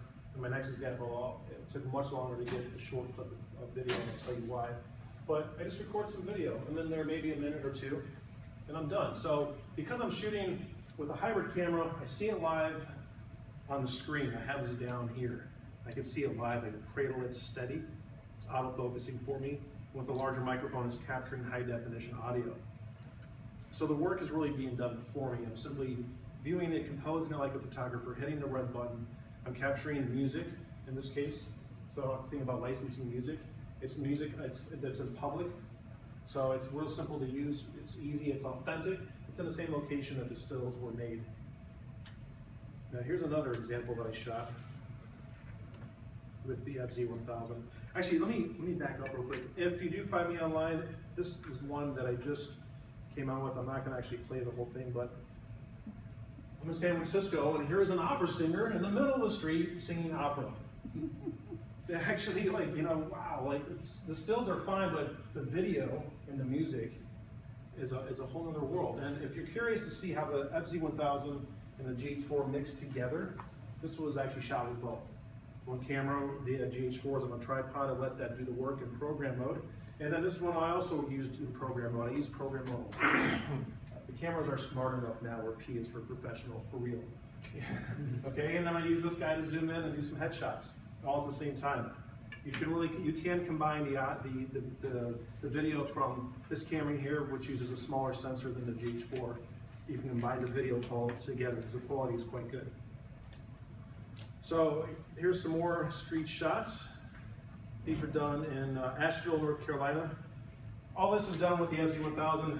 Like I said, I really, really like this camera a lot for street. I was not expecting to love an all-in-one camera as much as I do with this.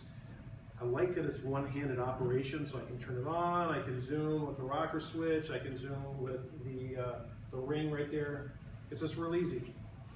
Because when I'm on vacation, you know, I'm buying stuff and doing something like that. One hand for vacation activities, one hand for vacation photos. I'm a gentleman of leisure, so if I can make it look good and use one hand, then great. And again, square crop, or some urban abstract pieces. I love street art. Street art is there for us to view, to photograph and to enjoy. So by all means, shoot it.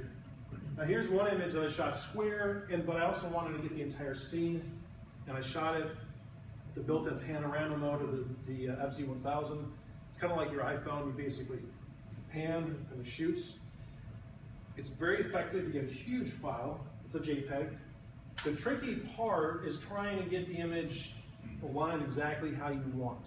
And I like my images, when possible, very straight. I like the square format. I just like the way that looks. I just always like the way it looks. But panoramas are kind of hard. In this case, I was trying to get this center portion here only, actually right about here. So I was trying to get it in the middle. But unfortunately, I caught that. I kind of don't really want this porta potty in the photo, you know. But because I have so much information, it's easy to crop out. That's the only downside about shooting the panos, is that, you know, if you want it lined up right, it's a little tricky. Yes? Oh, okay.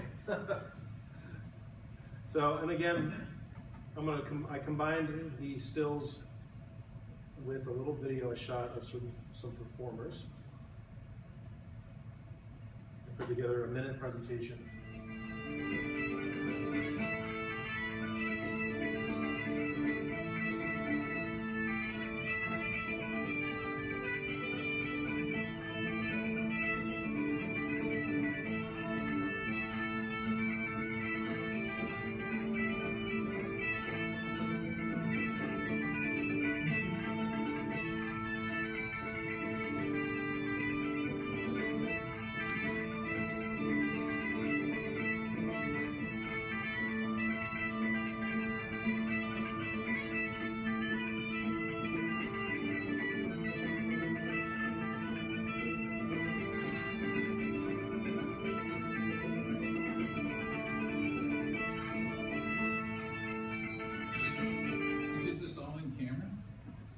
Not the edit.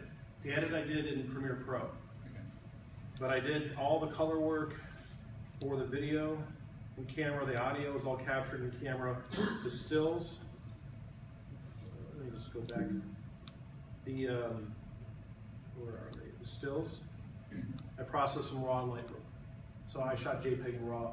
The JPEG again was my prototype, the RAW was my final.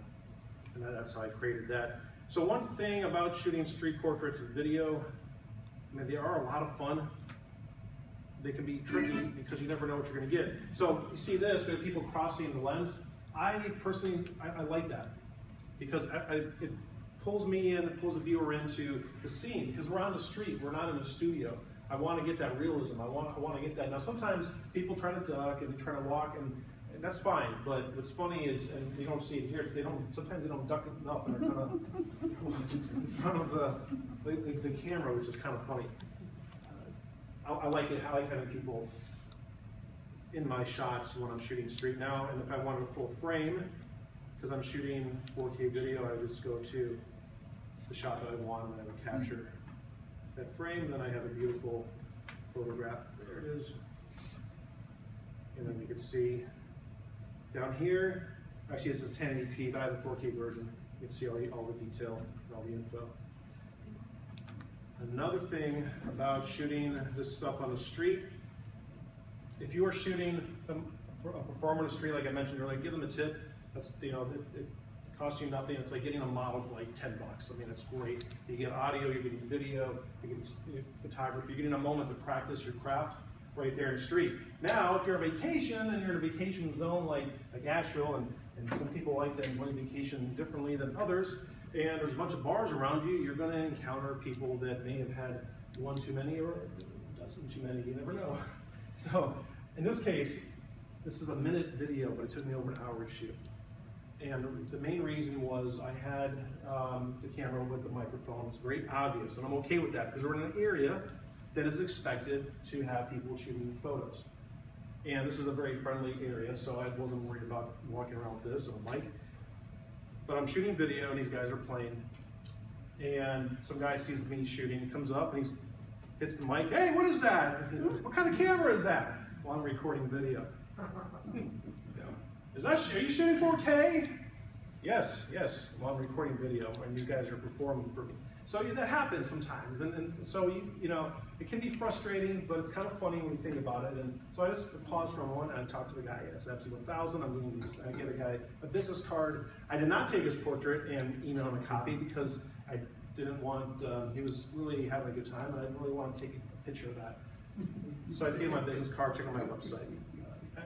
And one thing also, if you are shooting on the street, I have business cards that have my phone number on there, an email address, and I have ones that just have my website.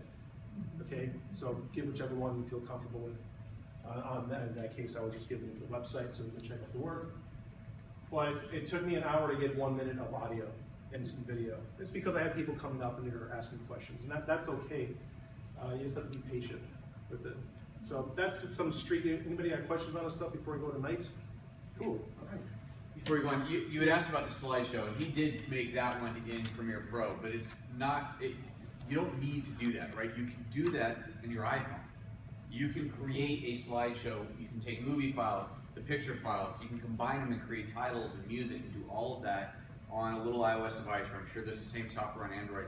You don't have to have something like Final Cut or Premiere to do that sort of thing. Yeah, you certainly don't. I mean, the power in a phone or a tablet, I do a lot of work with my tablet. In fact, I did not show you, I'll only show you just a brief moment of this video. Where is she? Here it is. This actually, I edited, this is 4K, I edited this on my iPad while hanging out on my couch with my cats. Okay, as an experiment. I got audio on there. So this is the videos I showed you earlier. All this black and white work was done in camera. Color work was done in camera. That split prism look, that was done with an iOS app. I just went in the store, I bought it for $1. I was making effects. So this is all done on my iPad. So for people that say, again, if you go online in forums and you start asking people, you can get really way too much information. That look was done on the GH4. You don't need to have the most greatest and greatest computer, the biggest thing to edit 4K video.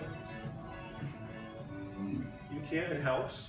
You don't have to have a 4K screen, but it helps. I don't own a 4K screen. But when I saw like his 5K iMac, maybe I will soon. It's kind of It helps. It helps to have these things, but it's not necessary. Just like if you're shooting 16 megapixel still images, you don't have a screen that's capable of displaying that. Yet you can see the benefits and get the benefits from that file. It's the same with video, because again, if you open a wrapper, you have audio and you have a series of stills. Let's talk about doing this at night. This is where it gets fun. A lot of fun. So I love shooting at night. You guys like shooting at night? It's cool, like when it rains, you have the light reflecting on the ground, all sorts of cool effects. I love shooting at night. So I think the majority of what I got here is shot with the LX100. This is the camera we're giving away today. It's a ton of fun. And one of the things it does is 4K photo. This allows you to shoot 4K video in whatever format you want. And you know me, I like square, so naturally I'm gonna shoot this stuff in square. And it's got a filter button on the camera. You push that filter button, and you can pick different filters. Like I think this is like super impressive mode, impressive art mode. So it's impressive, then it's art with the push of a button, I suppose. But I like the look. It adds some grain to it. I like that. It really takes the contrast and it crunches it up, and it makes a really cool image. We'll play back this video. So that's me in an alley with this.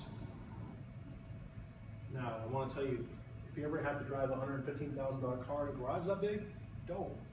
Let somebody else do it, which is why I was shooting this on camera. I let Joseph do that, and I figured one of two things are going to happen. It's either going to work out well, or it's not going to work out well. But either way, I'm going to have it in this 4K quality. Fortunately for us, it worked out.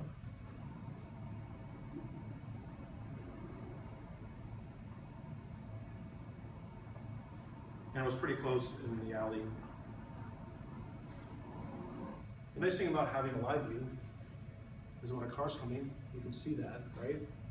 So that's another little tip there. But no, I'm just kidding. That was pretty safe. But so here's a 4K video, and this is not necessarily cropping. You know, when you take your photo and you crop it to square, you're actually losing data.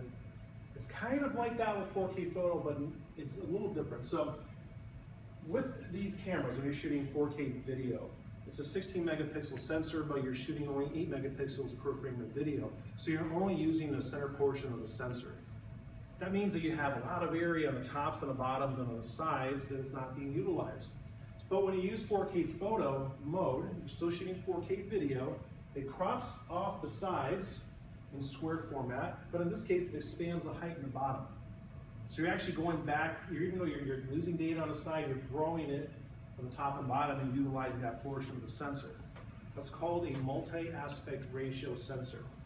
It looks like this live on the screen. You see it, you know exactly what's in the camera, what's going to be captured, and what's not. It's super, super handy, and because it's a live view, it's easy to capture.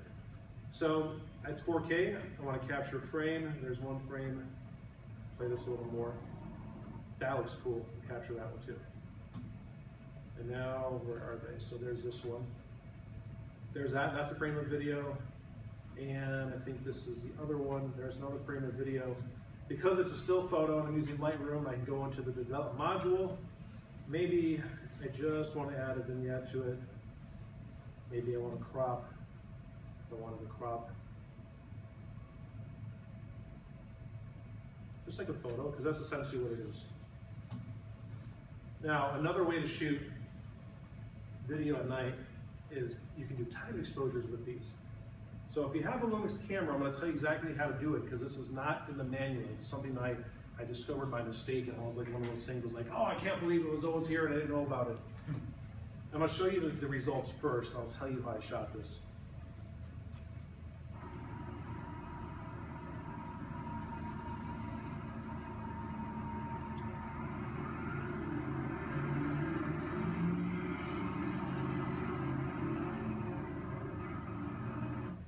Pretty cool, huh?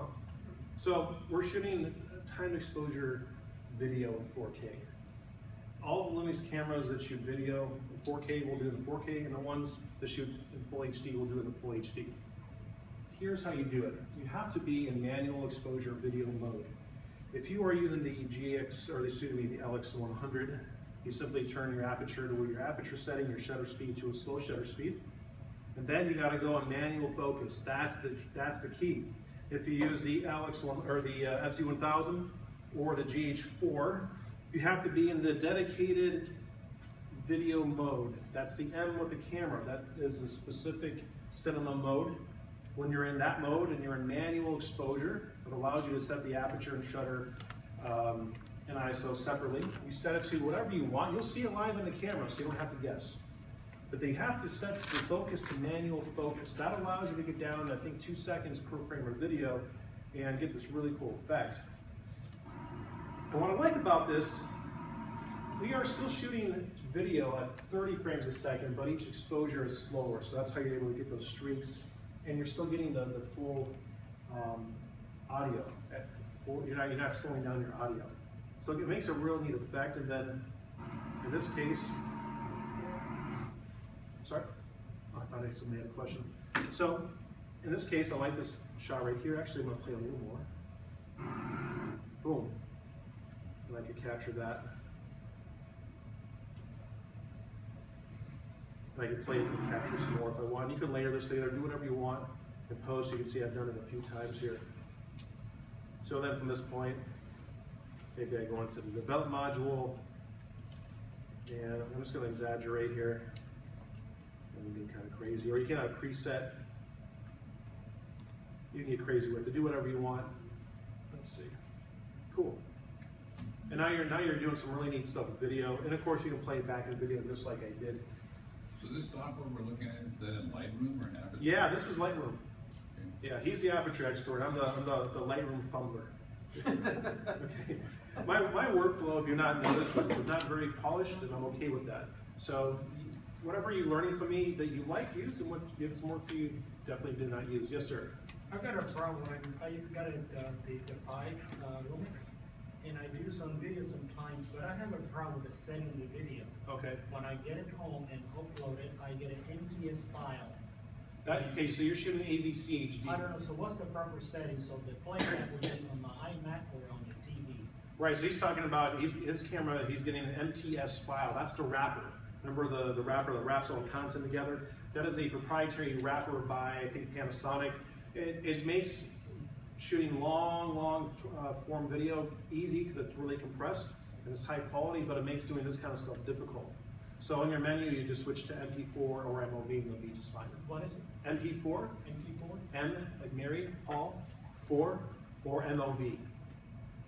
So when you're uploading photos, even if it's some RAW online, it becomes a JPEG. No matter what form it is, it ends up as a JPEG.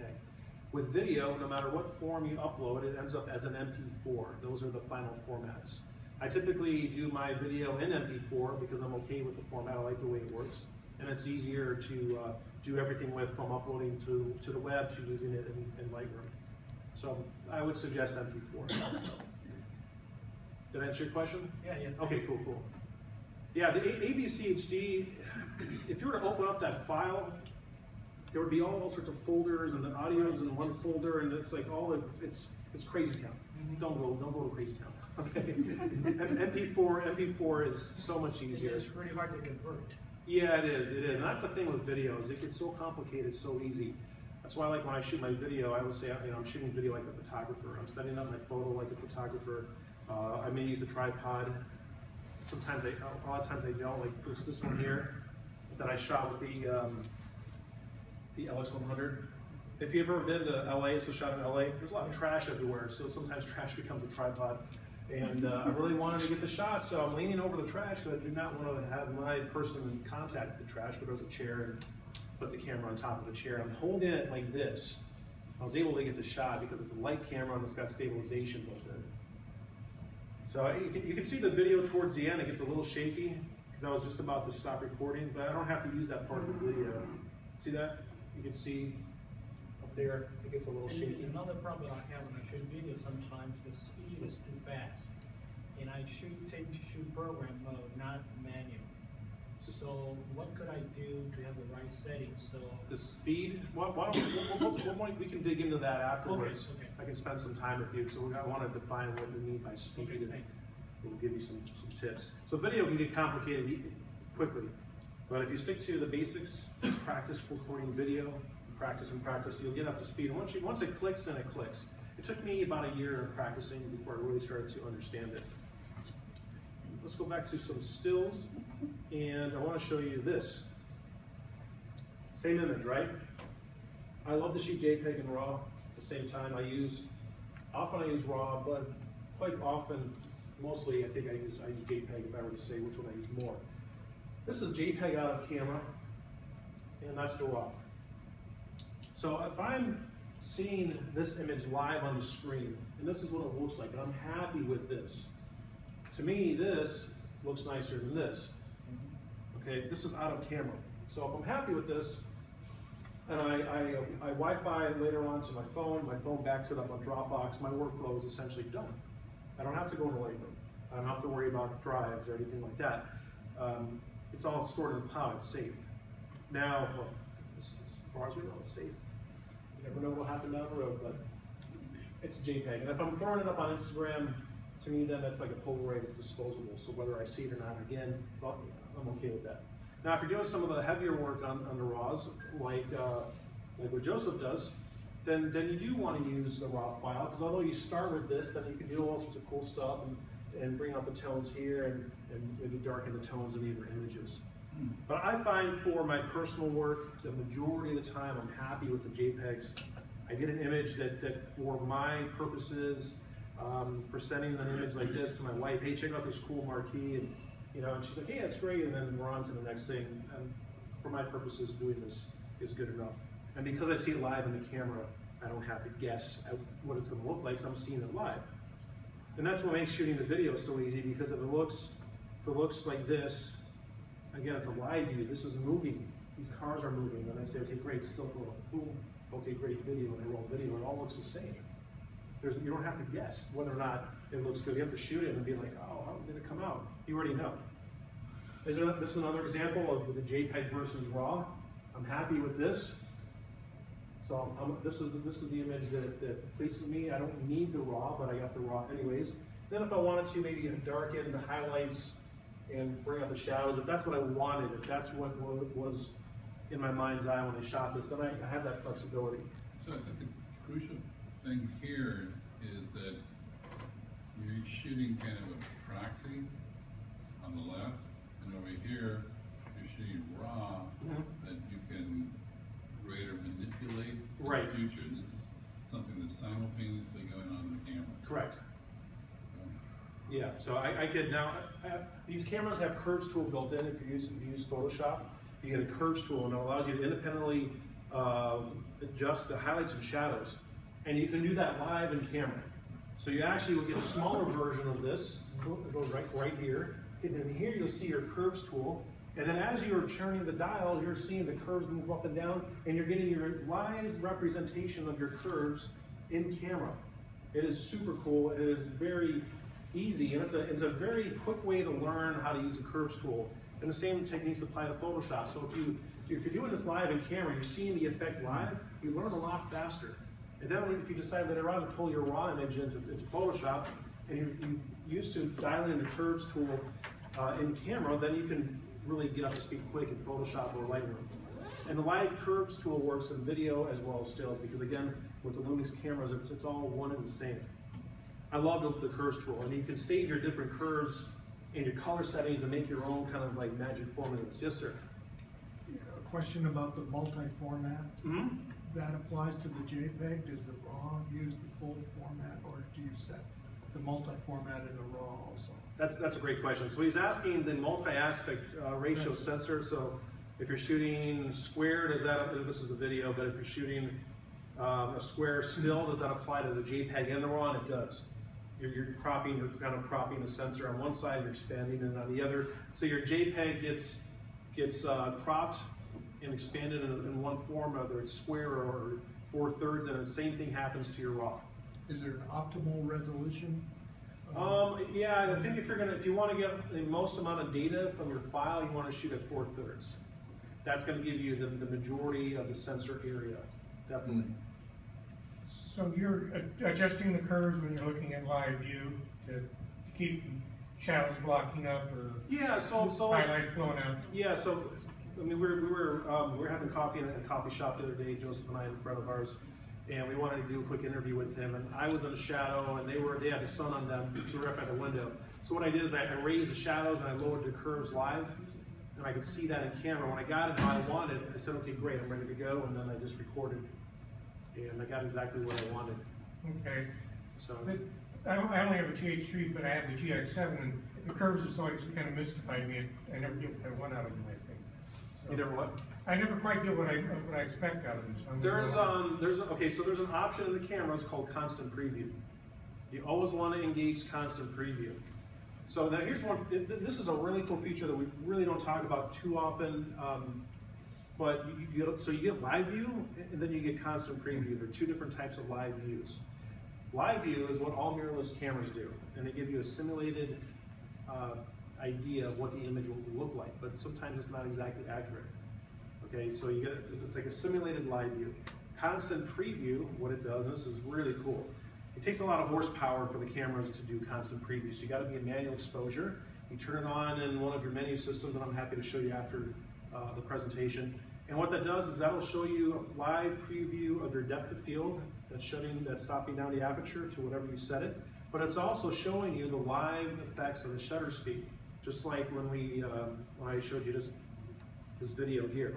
So even if you're shooting stills at night and you have your constant preview on, if you're shooting at 1 second exposures, your live view will look like this as it's happening live. And that's constant preview. And then if you're using curves with the constant preview, because it's a true live view, then you can actually see what's going on and make a really accurate adjustment. So it's just, you gotta just, it's basically you're practicing two different types of live view. It gets a little complicated, but once you get up to speed and you decide which mode you like to use more, then you just really expand upon it. One thing to add on to that, you can't shoot with that live preview if you're shooting with strobes. If you're in the studio, you're shooting with strobes. The exposure setting of the camera does not match the ambient light. It's expecting a huge amount of light to come in. So 250th of a second at f5.6 in the studio, if you're shooting with the live preview that he's talking about, your image, what you're looking at in the camera is going to be dark. You're not going to be able to actually see anything. So you have to disengage that so that the camera basically makes the image look good in the screen, in the viewfinder, but if you didn't fire the strobes, you'd end up with a very dark frame. So it's a balance. And for me on the GH4, I've assigned that to one of my function buttons, so I can turn that on and off because I go back and forth all the time. We'll get more into that when we get into commercial work. We talk about strobes versus LEDs, and then the pluses and minuses of either. So one last example, I shot this handheld with the LX100. I think this was in Santa Barbara. I love night scenes. It's so surreal looking. And again, this type of work, you know, I could go back and let me open this up. I could pull the frame out, and I really like this down here. This is fine. A gas station I could care less about, but I'm really into these fun gradations. Wanted to get like an abstract shot, so then I can bring that still image into the develop module, crop it, and do some sort of other crazy effects. Get something kind of like that. So here, crop it, something to that effect, and maybe I'll add some magenta.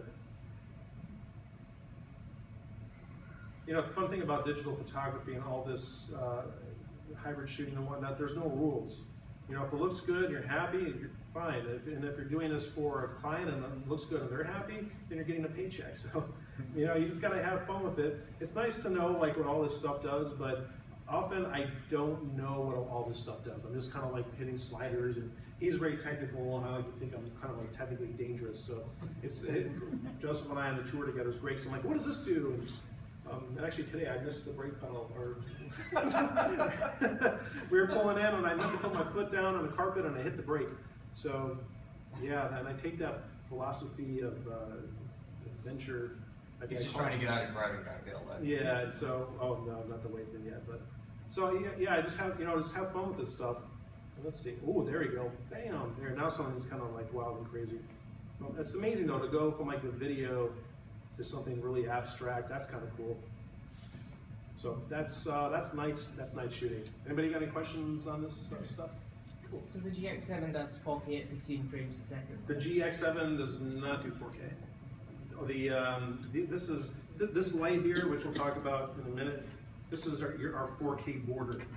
So this side and this side, this is your high definition. Over here is 4K. What is the relative cost of all those as you go down the table? Oh boy, that's a tricky question. When you get over here and here, it depends on what lens you have on. Yeah. So we'll have to, after the class is over, we have our Panasonic rep come up and you can ask him, he knows. I don't know, this is probably going to be the least expensive. This one I don't think is out yet. This is the GF7. This just came out, it's got a flip-up screen, it's got a second shutter release for selfies. It's got some crazy stuff that we discovered together, like skin smoothing mode and slimming mode. Slimming mode, yes. And it actually will reduce the shape of your head to make you look like you lost some weight. Which is good for us because this is also the eat everything tour. Yes. Lumix, eat, shoot, and drink everything tour. All right, next up is macro. This is not a let's go. Not a huge topic we're going to talk about for long, but just want to talk about a couple of points. I suppose I should put a picture up. Primarily, we just want to say, hey, you know what? You can do macro photography, and we're done. Next time. Macro. Here we go. Pretty picture of a flower. Just to have that up in the background while I'm talking about this. Panasonic Lumix has one macro lens right now, but there's another one that's just been announced, so I've seen a prototype of it. It'll be out very soon. This one is a 45mm f2.8 macro, which remember you double that, so it becomes a 90mm. That's quite long for macro. That's quite a bit of a telephoto for macro work, but this is the one that's out there now. There's a 30mm, translating to 60, that is going to be shipping soon, so you'll have two different macro lenses to choose from. If you like that macro stuff, then these lenses are designed for that. But one of the big things that I like to point out about macro photography is talking about handheld. Now, we all know, or anybody who's tried to shoot macro before knows, that shooting macro handheld is generally considered a bad idea. You really want to have that camera on a tripod because you've got a critical amount of movement that will change everything, right? If you're focusing on something that's only this far away and you move a fraction of an inch forward or backward, you've just thrown everything out of focus. So putting your camera on a tripod is a great way to go. But that's not always practical. Maybe you can't set up a tripod, or maybe you aren't out shooting macro, but you just see something that you want to get a macro super close-up shot of. You don't have your tripod. Well, if your camera can only do this, this is really hard to hold steady, right? Because you're always moving. The older you get, the more you move. You're always moving, and that's hard to do. But if you can get your elbows down tight, you can bring up that flip-up LCD and get down there. You can get a lot more steady. Get a nice steady stance, hold that down, and you can be way more steady like this than you can like this. So once again, that flip-up LCD becomes incredibly handy. And again, on the GX7 or the GH4, the FC1000 has it, you have that ability to get really, really steady like that.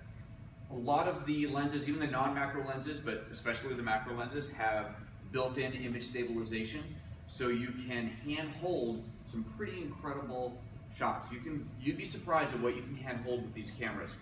Now that's not going to stop the wind from blowing the flower around or whatever you're trying to shoot, but like this one was shot with the GX7 macro lens, handheld, and basically I'm as steady as I could possibly be, and I'm just waiting for that moment when the wind dies down just enough to fire it off and get a shot. I probably shot 10 pictures, And out of those 10, maybe 4 or 5 of them were really sharp, the others were not. But that's fine. Hey, like Julio said earlier, it's digital, it's cheap, just keep on shooting, get that shot. But that's a really cool thing that you can do. So the ability to have it low, brace that against your body, get the dedicated macro lens or some of the kit lenses that have a macro mode in them. It's not true macro, but you can get quite close to it. It's pretty cool as well.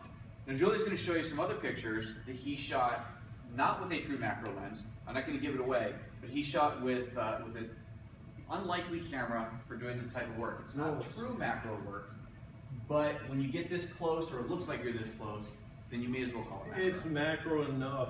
Macro enough, there we go. That's what it is. So, these are all shot by me, a portrait photographer. I love nature, but bugs freak me out like I can't even describe. So they're good, they're beautiful from a distance, but get close and I'm out of here. My wife's a brave one when it comes to bugs, you know, but I think they're beautiful. Look at this, I mean, it's so neat. I shot all these with the FZ1000. This was on my same trip to Asheville to visit my family out there. Man, it was easy. When you have a 16 times optical zoom, and we're hiking, and it's just beautiful out, and I can see it from a distance. I can just hold like this, and I can zoom in. I can see the screen, and I can shoot. Or if it's really bright out, I can put it up to my eye, and I can hold this camera steady enough to get exactly what I want. Now these are all JPEG. These are designed in camera. I pre-processed my look. I started with one of the built-in looks, which is a vivid look, and I kind of used my curves because to adjust the black levels. Because I find that the vivid photo style in a camera, it's really, really punchy, and I like it, but I think the darks are a little too dark for my taste. So using the live curves, I engage live curves. I believe on mine, it's the function 2 button. I can see it live, and I just spin the dial as I pull the curves up in the dark, so I can see the shadows lift. I'm looking on my live histogram, I see exactly what I'm getting, and I'm good to go. So it makes it very easy. And of course, if you know me, I'm going to shoot this with video. And this is where it gets really cool. So if you're outdoors, you're shooting video, it's often very fast shutter speeds, and that's okay because I'm shooting video for the purpose of point stills.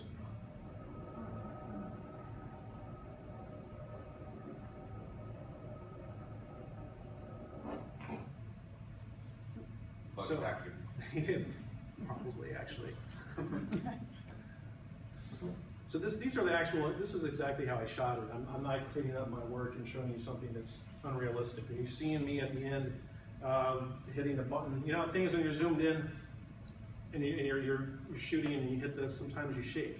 And that's what we saw at the end. That's okay because I'm shooting 30 frames a second. I don't need the stuff at the end unless I want to get really kind of abstract and avant-garde, and I could do that like I did with that night shot. But look at that. That's pretty sharp. I can capture that frame, and I have the frame. I can find exactly what I want. And I can save that frame. And I have an 8.5 megapixel image. It's good for about, you know, you get a pretty good 11:14 out of it, but I've seen the guys in Profoto and Portland print 4K photos up to 60 inches, which was crazy. Now keep in mind that, you know, the larger you go with the print, the more grain you're going to see and all that, and if you're okay with that, then great. If you're not, then, you know, it may not be the exact solution for you. I'll show you some other ones I shot.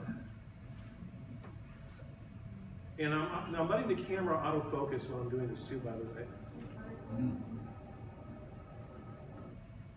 Wow, look at that.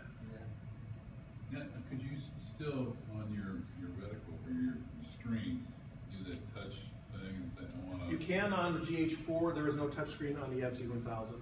So in real time I could be sitting there and touching? With the GH4, yeah, you can. With the FZ1000 and the GH4, there's actually a lock-on mode. So it's a little crosshair, it looks like something in the fire jet. What you would do is you'd lock it on whatever you want, and no matter where you move the camera, that crosshair is going to stay on that and try to focus.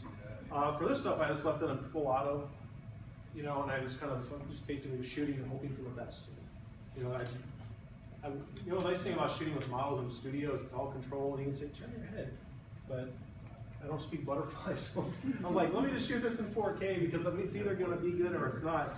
And it looks pretty darn good. I'm gonna keep that one. So, real quick, just Sure. if I understand this, if I wanted the fourth dot down on the butterfly on the left, I could put my lock-on mode that and it would track that? Yeah. Now, if it goes out of frame or if it moves Understand. too fast, it's not going to, but that's what it's designed to do. It works remarkably well. Yeah, out of focus is in video and stuff. It's really cool. Here's another one. Oh, I missed them. I can go back. Oh, look at that. There's a couple back. That's pretty good. So I can capture that, and I can kind of just. What's fun about this is you can just pick exactly what you want. Cool. That's cool. That's cool. A little too blurry. Actually, that was pretty cool. And I can save this, and so forth and so on. And then you go into your develop module, and you can pull more frames. That one was actually great on the first frame, so I can save that. See the bees in the background? So again, if I wanted to follow focus from the butterfly in the foreground To the bees? in the back, I could do that. With the GH4, you can touch on the screen, do that. But you're racked out all the way at the max telephoto on your FCE. Oh, I don't recall exactly where I was. With But the you're racked out pretty far from it. Yeah. Yeah, because he's afraid of butterflies. Well, it's more so like the bumblebees, man. The sound just like bugs me out. Not pun intended. Aren't you? What's that? No, I know they won't hurt me. It's just like it creeps me out, man. So, for this I can kind of saturate a little bit, but it's a ton of fun to be able to do this from. Here's actually this one is pretty cool. And I'll show you an actual rack focus. I think it's this one. Is it this one? Yep. Now watch. This is all on camera. See that? Huh? Try to focus your DSLR and video while at a telephoto, and you'll go mad. Okay, or you have a film crew with you. One of the two things. But in full auto, it rack focused exactly to what I had in front of me. This is not to follow the tracking. This is just built-in autofocus. There he is. And boom. Wow, that's pretty cool. So I just got to scrub to find exactly what I want. There it is. It's fairly sharp. Not the wings, but the head, if I want to keep that. Oh, look at that. There we go. See, if you're outside, oh, there we go, man. You kind of get spoiled when you start shooting like this. You really get spoiled because now it's like I'm rolling, what is it, like a minute of video, and I'm just kind of like going through. Look at that. Works good for cats and babies as well. Anything that will not listen to you. Spouses, perhaps. It works great on the street, too. Wow. I've been going over these same video clips the entire tour, and every time I'm like finding new things. I'll do one more example. This one's kind of fun. This one actually I ended up getting 2 photos out of the video. So there's that one, right? I mean, right from the get-go, it looks good. Capture that one.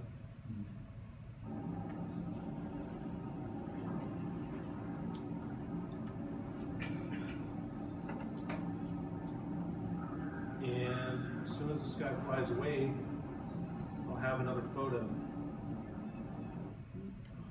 Right? Isn't that cool? And I can just go to, that looks pretty sharp.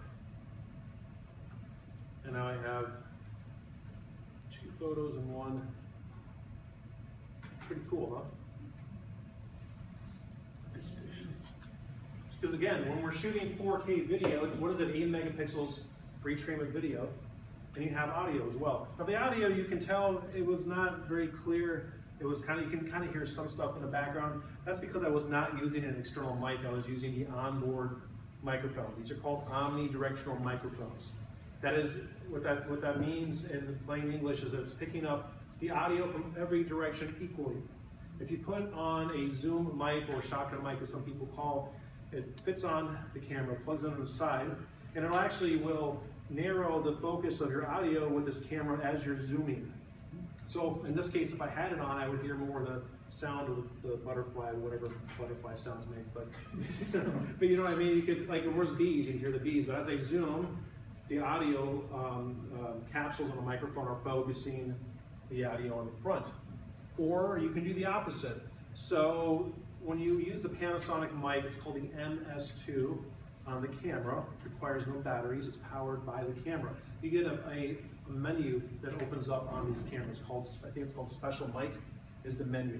That allows you to separately focus the pitch of the pickup of the mic separately from the zoom lens. So maybe I wanted to zoom in and get this and at the same time maybe document something, explain what I'm shooting. I can do that for like whales or whatever it is, if you're doing nature or children, if you're down low, if you're talking to your child, you want to get your voice, you can do that as well. You can fade in between. That's really handy. But if you do not have an external mic, what I found as far as a good use for the onboard mic is I will take these and often I will be recording video at random angles, but I'm not trying to get the video, I'm trying to get the audio. So maybe a waterfall, I put the mic by the waterfall because I want to capture that sound. And then the easiest way to do this, and I'll show you real quick before I hand this back over to Joseph, is if you're on your Mac, and I'm sure there's a way in Windows, but I don't know exactly in Windows, but in QuickTime, you go to File, Export, oops, look at that, audio only, and you can export that audio as an MP3. So it's just like pulling a frame of video, except for we're doing it just with the audio portion. And this is how you can do things kind of like what I did with the guys in Asheville where we got the video and audio still separately. It's real easy. Again, you have a file, export, audio only, it saves that as an MP3. So you have to give up syncing it? Yeah, but you do and you don't. I mean, if you're just showing a bunch of still photos like I was doing with audio, there's nothing to really be able to sync. But that's definitely easy to do that. All right. I have no idea what's next. What are we doing next?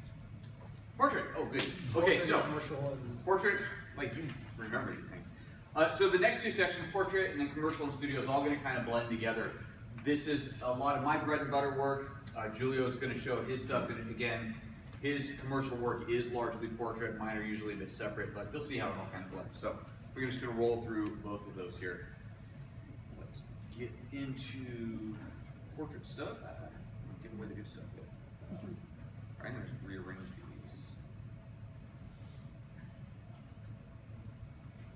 Maybe I'm not. Oh well.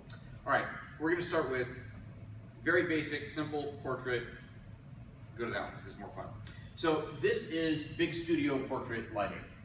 Anyone who's used to thinking about big studio work, working with big, huge strobes, you're probably thinking about much bigger cameras. But I'm happy to say that you can absolutely use any of these cameras in the studio. At least anyone that has a hot shoe on it, which is almost all of them, actually. Pretty cool. Almost all these cameras have hot shoes on it, which means you can hook up a small strobe or a big studio strobe. These are shot, or this is shot with Pro Photo. This is in my studio. That's actually my wife. This is big, huge studio Pro Photo lights, big octa boxes, reflectors, all that good stuff. And it's all synced wirelessly, just like you would hope to find on any other big SLR type camera. The wireless triggers that I use are just dumb triggers. They're from a company called Photix. Very inexpensive. They don't do any TTL, automatic, anything. We're in full manual mode here, adjusting the light as needed, adjusting the exposure on the camera, but full radio triggering, which is just awesome. So you can do your kind of traditional studio, big studio work with these smaller cameras. And while it may not matter, you may think, well, why does it matter to have a small camera in the studio? You know, who cares? You're not carrying it around everywhere. You probably have it on a tripod anyway. But it goes back to that more fun, more enjoyable to work with. I just love working with these cameras. And I can dial in the custom settings that I want in the camera. I knew I was shooting this in black and white, so I set the camera to shoot it in black and white. I'm able to look at it in black and white on the screen, visualize what it's going to look like. When I shoot the picture, I can show the client what it looks like. They know what they're going to see. They don't have to envision, okay, well, this is what it is, but it's going to be black and white. Oh, okay, well, I think I kind of get it. No, they actually get to see it that way. So big studio, big Pro Photo lights in the studio are just awesome. So that's a couple more shots like that. Single beauty dish with a bounce card. Now this is fun. This gets into on-location studio lighting. So not big studio lights, but smaller lights. I always forget to get these things done. We have, Panasonic makes 2 different strobes, kind of a medium and large, or medium and small, however you want to look at it. But these are your standard on-camera type strobes, but of course they can come off camera as well. The really cool thing about these is they have wireless communication built into them over infrared and other light voodoo magic. The really neat thing here is that you can control these from the camera. So I can get a whole bunch of these, I actually don't know what the limit is, but I can get a whole bunch of these lights connected to my GH4, and on the back of the GH4 I can go in and say, light set A, lower by 1/3 of a stop. Light set B, go up a stop. And I can control all that from the camera without having to run around, messing around, changing the settings. This particular shot here was on location. It was an old barn. We saw the sunlight streaming through the window and really wanted to get the shot with her backlit and the light coming through her hair. But the sun wasn't in the exact right spot. By the time I had her in position, the sun was in the wrong place. So a light on a light stand, outside of the window, shining through, gel it to look like sunlight, another couple lights, or one light maybe in the front through an umbrella filling in the front. But again, the ability to control the power of that light from the camera without having to run back and forth to change it is awesome. It allows you to move and work a lot faster. So that's the kind of thing you can do with these as well. So more traditional on-camera flash lighting, but you've got all of those tools with the Lumix lineup. Now here we get into something totally different for studio work, or location work rather. I like big lights, and I cannot lie. I like big studio strobes. I like working with pro photos. It's a huge amount of light, total control, total manipulation of the light. I love it. I'm just starting to get my head around the idea of using constant lights. This is a little LED light, a little constant light. And the really cool thing about this light is this. Turn it up, change the color temperature. I can go from 3,000 degrees Kelvin to 5,600 degrees Kelvin. Now, why is that useful? Well, this is the chef in his kitchen.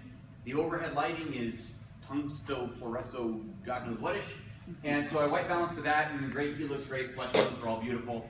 The halogen lights over his cook stove, you can see it gone all blue. That's cool, actually, it works out really well. But the problem with the shot was, this was all in shadow. There's no light on the floor, the light's all up there, so this was dim. And I needed to get some light into here. And bounce card just wasn't enough because all I've got is this crappy overhead lighting. It's not enough to bounce into it. Enter one of these guys. But if I was using a strobe, I'd have to have a pocket full of gels to figure out what color gel to put over the light to make the color balance. With this guy, I just turn it on, set it down on the table. I kind of set it down under here on him and just dial the temperature until it matches the overhead lighting, and away you go. Super, super cool. These are awesome to work with. Now, this light is from a company called Felix. This is the P100. I'm not going to lie to you, these aren't cheap. This little guy here is about $500. The kit, the lighting kits, I'm going to show you this little guy in just a moment here. A lighting kit of 4 lights, 2 little ones like this, 2 medium-sized ones, is a little bit north of $3 grand. Not cheap stuff, but you get what you pay for. This is just like working with the big studio strobes. If you're going to put money into studio lighting, you're buying Profoto or Broncolor or one of these other really high-end brands, you're putting a lot of money into that. But it will last forever. And the quality and consistency of the light output you get is second to none. Yes? So real quickly, the existing overhead light is what is keying your subject, is that correct? Correct. So you're just bringing up his torso a little bit? Under the arms. I was just throwing a little bit of light under his arms because this part under his arms was too much in shadow. So I wanted to bring the light up under his arms, but I didn't, obviously I couldn't have a different color light because that would look weird. It had to balance, and if I was shooting with the strobe, I'd have to use color gels, quarter CTO, half CTO, try to figure out the right color balance to get it. This way I'm able to just dial it in until it looks right. Very, very cool. So these lights, again, not cheap, but you get what you pay for. Julie will explain to you in a moment how there's a green spike issue that I don't totally get, but he does, of what you don't get with these really good lights, but it's a problem you do have with cheaper LEDs. So the other thing I want to point out about these Felix lights, what we have here, so this is a slightly bigger one. This is the P180. We have on, so you see a little light on a stand right there. Normally this would plug into the wall. This one has a prototype battery pack, and we're quite excited because we have the only Well, we started with 5 of them and we killed 3 of them. We have the only 2 left in the world. Prototype battery pack that allows us to have a lot more light. So this is a pretty good amount of light here. Again, color temperature controlled. And as you can see, it's all on a stand, all self-contained and battery powered. Really, really cool. The batteries that are on this, it's actually a pack that holds 2 batteries, the exact same battery that's on the back of that. So it's a really nice little combination. Do not know the retail price of the battery pack itself. They haven't told us that. It'll even charge your phone. It will. Actually, there's a Bluetooth, a USB port on here, so you can plug in anything that requires USB, so you can charge that up while you're working. What's the duration of that battery? On this little light, they said about 90 minutes. On a bigger light, the P360, is about 30 minutes. And that's at full power. If you don't have it at full power, it'll last longer. So this is great. If, obviously in a studio it's nice to have, but imagine if you're in someone's home, you're shooting family, you're shooting kids, you don't have to have wires dangling all over the place. You can just have these up. You don't have to have big strobes, flashing, scaring the pets, pissing off babies. You don't have to worry about that. You have nice constant lighting, and it's a great, great way to shoot. Now, I don't want to make you think that you get the same amount of light out of these that you do out of a strobe. By no stretch. Studio strobe lighting is a lot more lighting. But sometimes it's too much lighting. I'm going to come to that in just a moment. Yes? Oh, you're pointing, did it die? Oh, man. Live broadcast died. Oh, no, that's just a reminder to get the car washed. It's still playing. Thank you. Apparently, when I said remind me in 3 hours, that wasn't enough. Okay. Yeah, we have this beautiful car we're taking pictures of. We need to get it washed. All right, so that's that. Yeah, more studio stuff, big family things. Okay, here. Studio strobes, again, are a lot of light. If you've got a pro photo rig, even if it's lowest setting, it's still a tremendous amount of light. Because usually, if you're shooting in a studio, you want something like this. You want a lot of depth of field. You want people to be able to move around, freeze the motion, not have to worry about who's in focus and who isn't. But sometimes you want that shallow depth of field. And this is actually a problem in the studio, if you can believe it. If you're shooting medium format, really, really big sensors, you get shallow depth of field at like f8. It's because the sensor's so big, it's a whole mathematical thing, but you get shallow depth of field even at these larger, well, smaller apertures, larger numbers. When you get into standard SLRs, you start to get shallow depth of field maybe around, say, f4. On the smaller sensors that you get on these cameras, you need to get down to f2.8 or lower to really get that shallow depth of field if you want that for a portrait. The problem is at f2.8, you are letting in way too much light to shoot with any big studio strobes. So this is again where the LEDs come in very, very handy. This shot here was lit with 2 of these Felix LEDs. Shot on this beautiful Nocticon lens we talked about earlier, the 85mm f1.2 equivalent, the most gorgeous lens in the lineup. Shot at f1.2 or maybe 1.8 or something like that. If I zoom in close, you see that I have that shallow depth of field that I want. I have that beautiful bokeh. That's what I want for some of my shots in the studio. That's not a family portrait. You can't do that when there's more than one person. But if I want that nice, crisp shot right on his eye that is blurry out to his ear, I can't shoot with the studio strobe. It's just too much light. So these LEDs, again, come in very, very handy for that.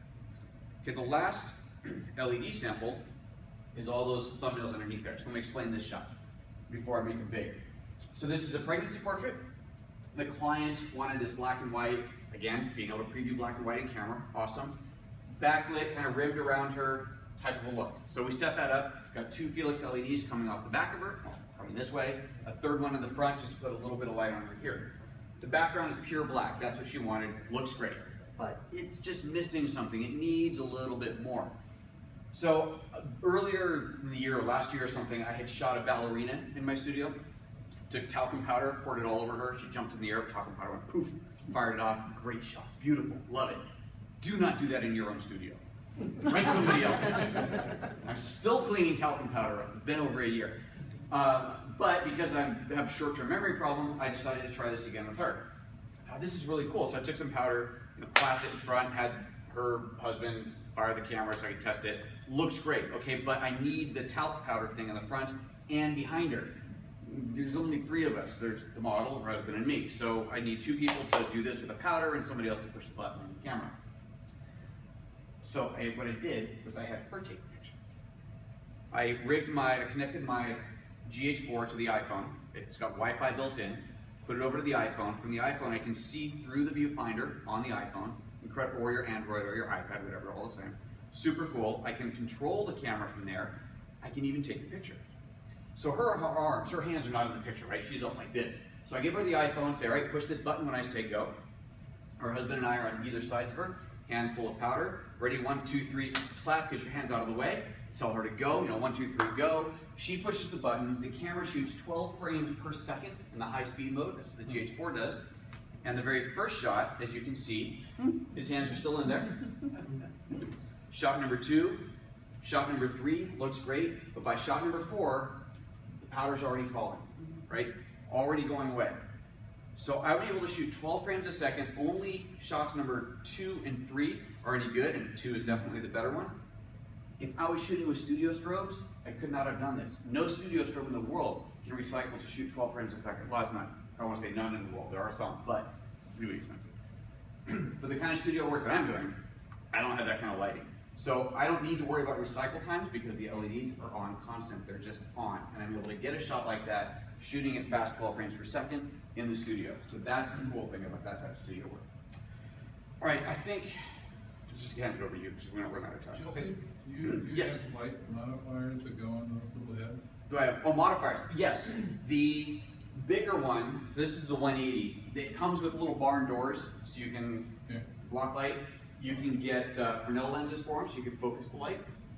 The larger ones, the 360s, are a little bigger than this. The head size is the same size as a ProPhoto head, so you can use ProPhoto modifiers on them, soft boxes, beauty dishes, and so on. But pretty slick. All right. From talcum powder to beer. We go together. Great. So I want to go over some quick commercial work that I created for various clients with 4K, some with actually 1080p. And these are animated portraits. Well, in this case, the beer is animated, but I like to hide stuff in my animated work. And what's cool is that you can hide it when you're shooting video, right? Because we're dealing with a series of images over time, so you can hide things and make images within images. It's essentially like living photos. It's a photo here, then it could be a photo there, and you can create a bunch of stuff. So I'm going to go over some of these, how I made these in a moment, but I will tell you this, they're all done on the LED lights.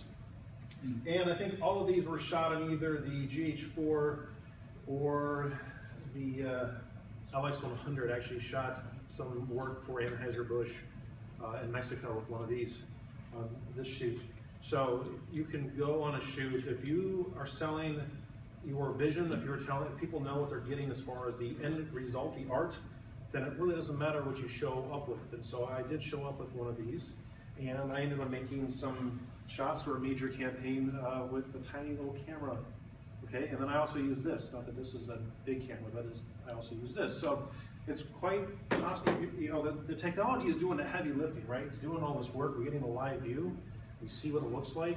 If you have the camera set up right and it looks good, and then you're going to shoot some video, and then the magic work comes in the post-production and also in what you're directing. So as I mentioned, I'm kind of technically dangerous with my personal work. When it comes to the commercial work, though, it's very accurate. It's designed ahead of time. We're not kind of leaving things to chance.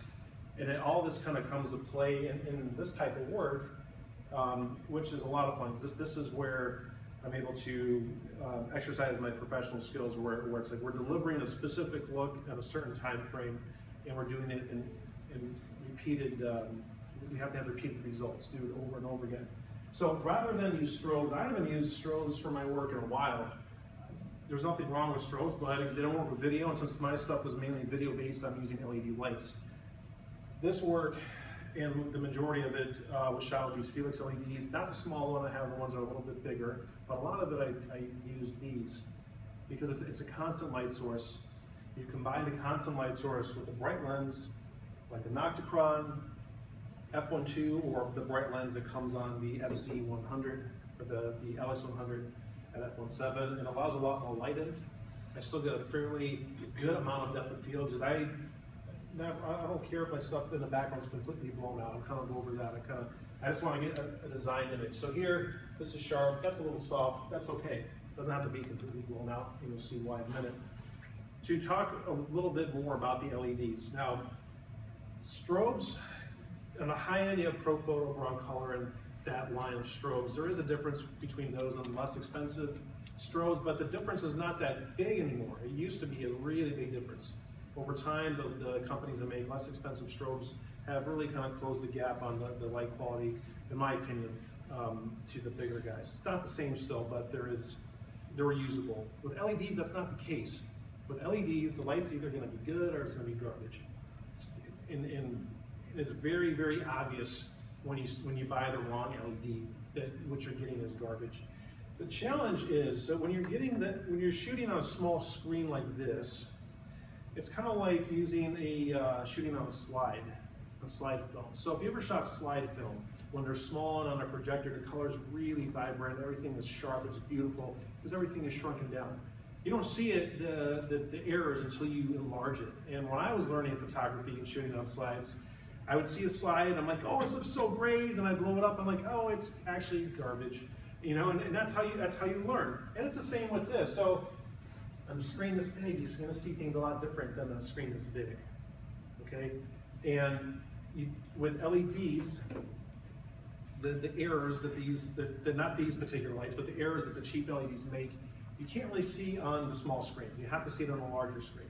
So what happens is you end up shooting with the cheaper LEDs. It looks great, and then when you get on your computer, you realize that the images, perhaps the skin tones appear green, or perhaps you're catching the scan lines that the LEDs make, just like photographing a television screen. You ever try to shoot something on a TV screen, a recipe or something, and it's like you get these scan lines. The cheaper LEDs, they have what's called a refresh rate that is basically painting the images or painting out the light like so in lines. And if you're not synchronized to that perfectly, you're going to catch these weird scan lines. The other thing with LEDs, like I mentioned, is that you're going to get often what's called a green cast. You don't get that with these lights. And I love these lights because this is like the only brand I found that'll give me clean color and will not give me any kind of weird scan lines when I'm shooting, regardless of the shutter speed. That's why these are the only LEDs that I'm using. So the problem with the green cast is that the cheaper LEDs, see, companies like, before I get into actually, let me back up. Companies that make lights often are buying parts from other people. They don't have quality, they can't control the quality of the manufacturing. Essentially, they're buying LEDs. Like if you were to go to Radio Shack, you buy a bunch of those little LEDs, you solder them on a board, you turn it on, boom, you're now in business as an LED company. But you have no control of the quality of how those LEDs are made. And that's what a lot of these cheaper companies do, is they're buying parts from other sources, they're assembling them, or they're having them assembled for them, and then they're packaging it up and they're selling it to you. And then you're thinking you're getting a good light, and you turn it on, and everything's set, you got your GH4, it's rocking, and then the images will look good. It's mainly because of that quality control. So why do the images appear green? So in the color, you have the entire color spectrum. Some of these cheaper LEDs are missing parts of the magenta color spectrum, and the opposite of magenta is green, which means that if that data, that magenta, is not available for your camera to pick up, you can't really color correct for it in post because the data is not even there. And so your skin tone looks a little green. And that's okay if you're going to do something really crazy, like shoot some punk rockers, or you're going to make a crazy color effect. But if you want clean light and if you want repeatable results, you cannot have a green cast. And if you're doing this for commercial purposes, if someone's paying you money and you're delivering to people that look jaundiced, it's not good for business. So be very careful when you buy LEDs. It's worth just spending the $500 on something like this if you want really good quality LEDs. And by the way, these are rated for 50,000 hours. That's a long time, okay, because there's no light bulbs, and these are very durable. I travel with mine around the world. So 50,000 hours of hybrid fun with a light. It's pretty impressive. One other thing, you may have seen the LEDs come in different shapes. You've seen the ones that they're like a grid of lights. Every one of those LEDs is a separate light source with its own lens, which means that if you're shooting portraits, you have anything that has gradations, unless you are diffusing that light source, the gradations are like little grids, almost like an old video game. And so when you combine that, and you combine the green cast, and you combine the refresh rate, it gives you a lot of factors where you could run into errors with your work. And if it becomes challenging and you're running into these errors, suddenly it's no longer fun, you're not creating as much anymore. So if you can't get a good quality LED, use daylight as much as you can, or shoot with whatever light you have and go black and white, or just do color, but understand that you're not going to get the best quality possible. And at the end of the day, without any light, there's not any photos. So let me show you some of these real quick, so we're running just past our time, and then we'll give you guys some cool stuff. So this was shot in 4K with the GH4. I'm going to loop this for us. It's a living portrait, and it's a loop within a loop. So Anheuser-Busch hired me to do some work for their band called Montejo. It's like their version of Corona. They're sponsoring this band called Maná. If you're familiar with Latin music, they are the largest Latin music rock band ever. They're huge. And being able to shoot them, especially with, where is it? One of these, says something, okay? It's really possible to make some amazing work with small cameras. So this is a loop within a loop. Online, this work gets 400 to 500% more engagement. And I see it live in camera, and I shoot it, and the majority of my work is done. And of course, because it's 4K, I can pull the frame at any time. Let me get rid of the butterfly. Here's another one of the drummer. Where is it? There. No, whoops.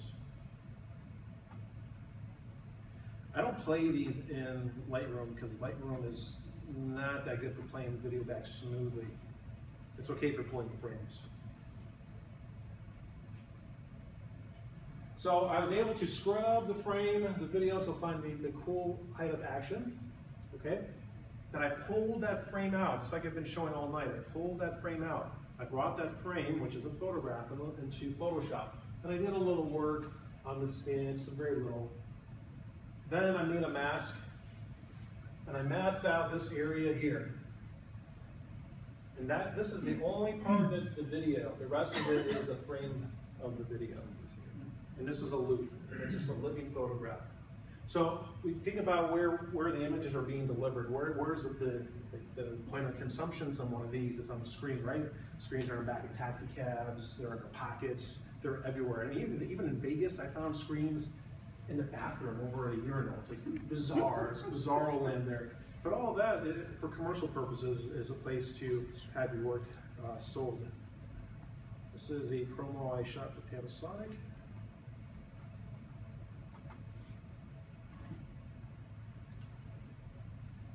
Very basic. This one kind of has the element of surprise. Is it? No, it has the element of surprise.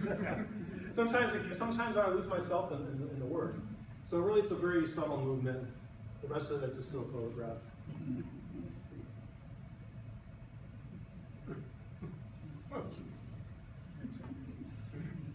For this image, we wanted to showcase the beauty of the jewelry.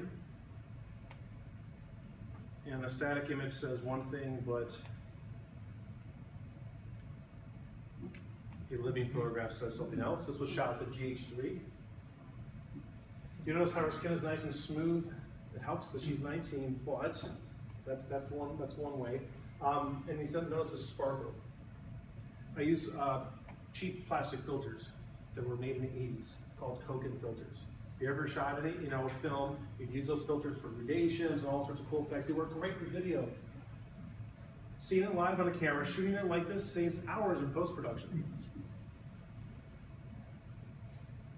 Here's another one where we're showcasing the beauty of the fabric.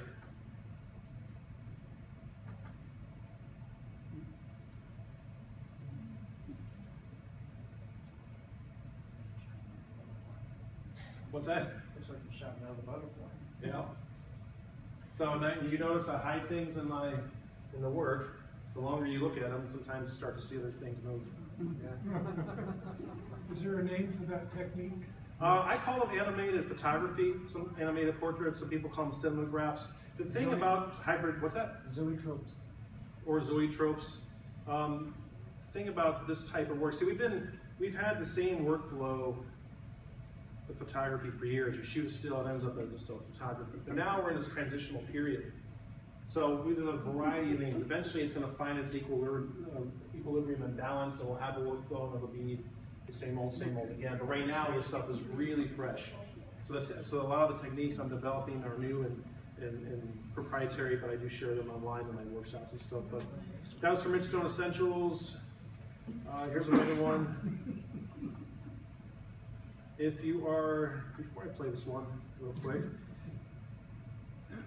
if you're shooting anything with fire, just be careful. I don't have hair. I don't have to worry about that being lit on fire. That's Mitch Stone. It's his company. That's his idea. Super. The nice thing too about using the live views, you can actually use your phone, right? Like Joseph was saying, to control your camera, and you can take some steps back. I shot this with a fisheye. That's why it's all distorted. So I was maybe a foot from him. And this was lit with an LED light. All this stuff was lit with LEDs. I saw it in camera. I didn't have to guess. This was shot with the GH3. I'll show you a couple more. Now, we wanted to showcase the shine of the hair.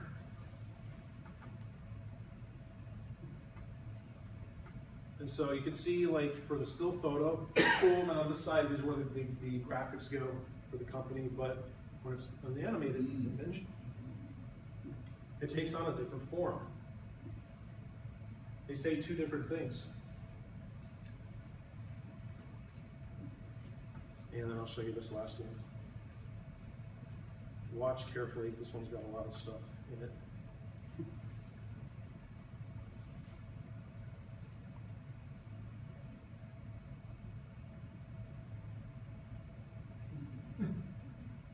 Do you see the different things moving? Okay, so there's the eye, there's a little bit of fabric moving. Where was that shot in Portland? Awesome. The lights, little bit over here. This is made for the age of screens. This is my interpretation of photography from motion capable media.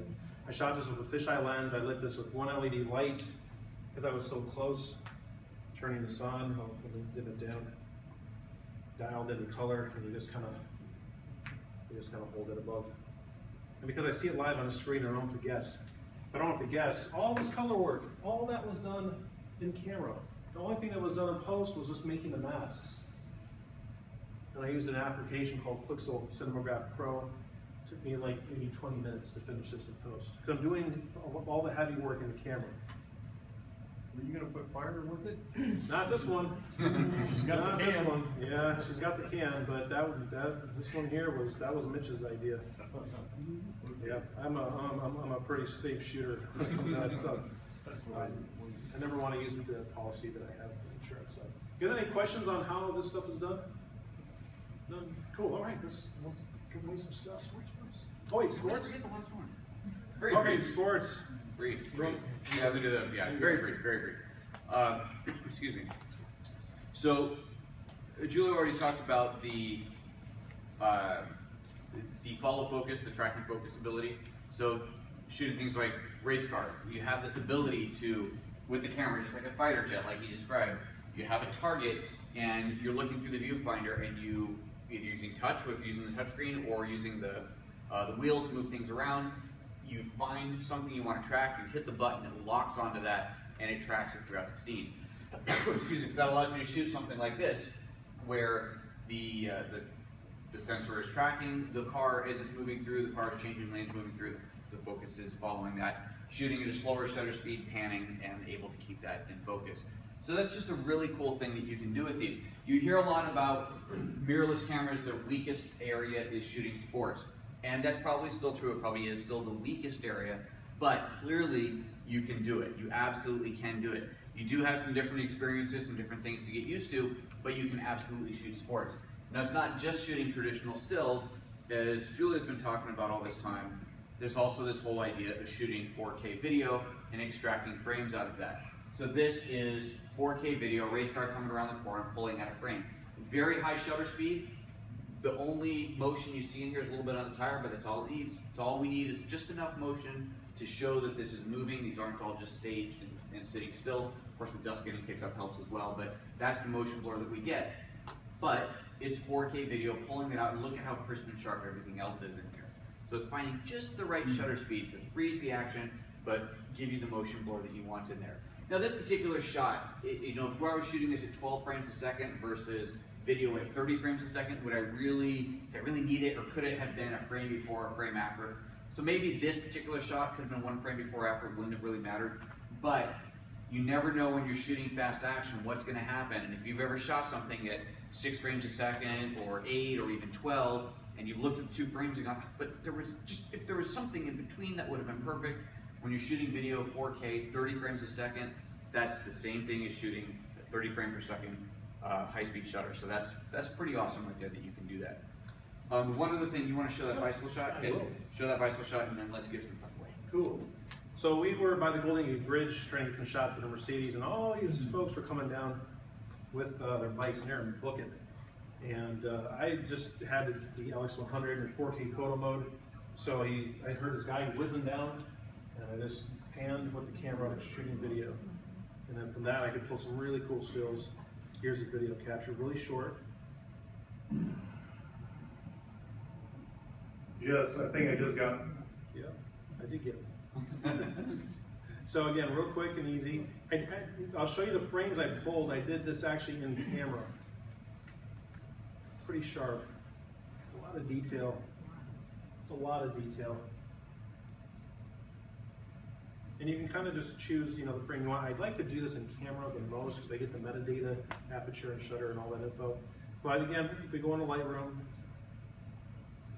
you can scrub and pick exactly. The cool thing about being able to do it in camera is, of course, you've got that Wi-Fi capability to your phone. You can then send a picture immediately. I shot a race a while ago that the footage I actually forgot to bring on this trip, but it was one of these multi-stage races, and the kayakers handing it off to the cyclists, handing it off, and so on. And there was a moment I was shooting video of a couple that are doing the race together, and they're handing off something to the bicycle, and she leans in for a quick kiss, and just that momentary kiss, and that was just a fraction of a second, but because I was shooting the 4K video, I saw that and went, oh, perfect. Went into the video in the camera, scrubbed back to that moment, extracted that frame, pulled it out into my phone, posted it to Instagram before the guy was even up the hill. It's so cool that you can do that. And it works great for street as well. I mean, I do a lot of 4K video, 4K photo, I should say, on the street. I'm just kind of walking and people are doing stuff, and it's kind of like waving the camera around. It's like a magic wand, and then I can pull the frames. Now, really quick, before we do our giveaway, I want you to understand that there's a difference between 4K photo and 4K video. 4K photo will give you a faster shutter speed so you can freeze action like this. Okay, but when you play back the video, if you're wanting to use this video file for, say, making a film, maybe you want the nice smooth cinematic motion, you don't get that as much. You see how it's kind of a little jerky? Some people say it's choppy or staccato. You're shooting at 24 frames? 30, I think. I just hit the button, and when I'm shooting casually, man, I'm shooting casually and let the camera do the work. If you look at that paint dropping one there, you can really see the high shutter speed. Yeah. The difference. So, you're not going to get the same smooth motion for filmmaking if that is what you want aesthetically. There's no rules to this. I, myself, am totally fine taking a bunch of clips that are shot like this, throwing them into something that's going to end up on YouTube. I'm okay with that. Some people want to be pure to the cinematic arts and do all the other stuff. But that's for everyone up, to decide. What are you starting with, the shutter speed? If you're shooting film, shooting video, traditional shutter speed is the 30th or the 60th of a second, and you end up with a blurred frame if you try to extract the frame, but it makes for smoother looking video. The video just looks more like what you're used to seeing. This, when you're shooting at a really high shutter speed, it has this very kind of choppy, staccato motion to it. I remember the first time I saw that I recognized it was in the movie Gladiator, if you remember that. The big battle scene in the beginning, it's almost like it was stroboscopic, just flash, flash, flash, because every piece of dirt, whatever, flying through the air is almost frozen in time for that fraction of a second. That's really high shutter speed, that's what that is. But you can also use 4K photo, just like I showed you this earlier. It's aesthetic, it's whatever you want to do. There's no hard and fast rules to this. The thing is, you just got to be creative and have fun doing this. Yep. So let's give away some goodies, man. We're running behind time. All right, so here's how this works. We've got a bowl of, we have a bowl. Where'd it go? Where's the bowl? Oh, there it is. We have a bowl of tickets. Did everybody get a ticket when they walked in, first of all? Oh. Nobody gets two? Nope. Maybe you got one? Okay. So here's the good news and here's the bad news. The good news is we got an LX100 to give away. The bad news is that goes last, and there's a whole lot of these things to give away. So when you win one of these little things, try not to be disappointed. Because it means you're not going to win the camera. But we've got, we stopped by Think Tank on our way up and had some fun meeting with them, showing them our beat up bags and them showing us some new bags are coming out with we can't tell you about. And they gave us a bunch of stuff to give away. Like these little Think Tank wallets that I honestly have not yet tried to figure out what they're for. But these little, you can put business cards or something in them, they're cool. So we got one of these for almost everybody. And we have... You want to shoot video and give that away and I'll do the draw stuff? Sure, get the video guy, sure. We got these, we've got these little Think Tank, they're kind of like pencil holders, but they're great for little cables. These are actually super handy. We have the bag. Oh, the tether tools. Sam, where's that? Right here. You've got it? Okay, the tether tools. The jerk guy. stopper. The jerk stopper. It's not a can of pepper spray. Not for stopping jerks. And then the camera. So, all right, we're gonna roll. You want to roll this whole thing? Yeah. All right, here we go. Oh, I'm gonna give away the goodies too. So we do the last three. Everyone's got okay. 9, 2, 5. Can't see. Can you turn the light Oh on? yeah. 9, 2, 5. There. Oh. 9, 2, 5. Someone got it? Really? Who's got 19.5? Wow, this is. Keep going. 919, the last three. No. Do we give away the right hands? Yes. Yes. Yeah, okay. Yay! Come on down. All right, thank you. You are 9. Okay, good. 919. It's hard work. It's complicated for me. You want to switch? 914. Yay! Oh, there you go. You want to think you want to something or other.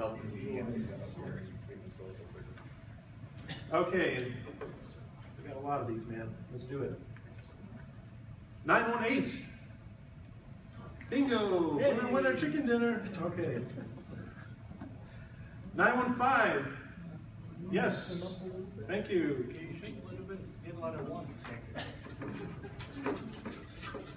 It's all pre-rehearsed. 937. Boom. Marty. All right. She won. She's like, I'm out of here. 924. Colin. Wow. Good for you know what's up with that. Internet magic. 922. Boom. There you go. Let's keep it going. Keep it going. 930. 930 in the back.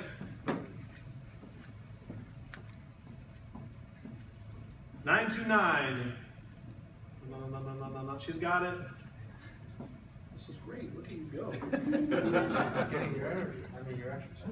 906. 906. Bingo in the front. You. No ticket, no prize. All right, now we're on to the pencil bags. 911. Photo emergency. There you go. She's got it. No one got the joke. Okay, next. 905. She's when we're leaving. You won? All right. You sure? I thought he was just like, I'll take it. All right. The jerk stopper for cords only. 928. Oh, there we go. It's like maybe I don't. Where we at now? The bag. The bag. So next one's the bag. So whoever wins the bag, we need just to write down your name and address and email address, and we'll get the bag shipped directly to you by Think Tank. You can thank UPS for that error. Okay, 935. Boom. Right. All right. Will you exchange, please? So we'll need to get your info. All right. Here's And now, but before we do it, drum roll, please. but first.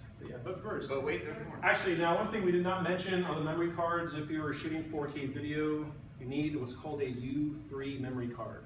Okay, it's got a little U with the number 3 in there, class 10 and extremes and 800Xs. None of that is necessarily going to be compatible. U and 3, they're not that much more expensive, but without it, you don't have a big enough pipe to dump all those 8 megapixel images in there. So,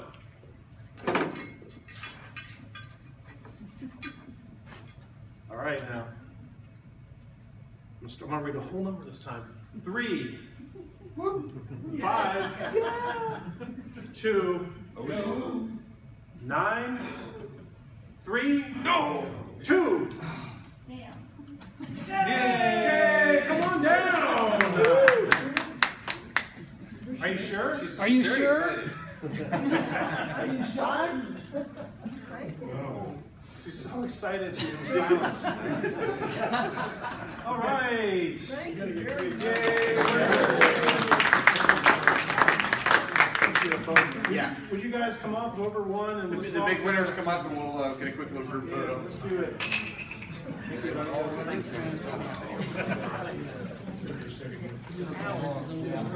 Thank you. All right, winners, please. Let's get the picture.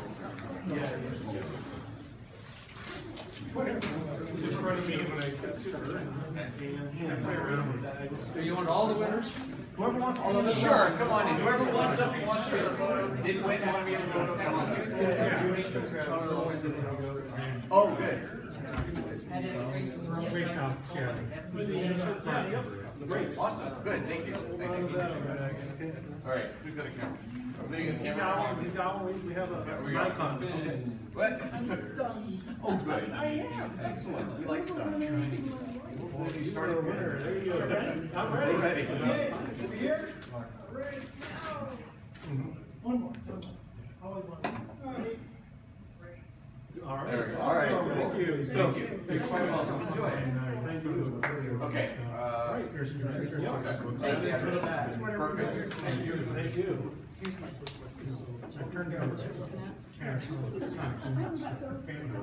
Couple quick ones. I have the 200. I don't really do which one that is, okay. It's a lesser. Well, my question is, when I do video, how do I play it back? I don't have all those things. Can I play it back? Well, it's one or the other. Oh, yeah, so your camera is shoot from one cable, you plug directly to the TV, you play it. You have a computer. So you should be able to talk to your computer. Take your shot, take a picture of Yeah, in Lightroom, like you're showing how to extract the frame. Not with that camera, so that ability to extract frame.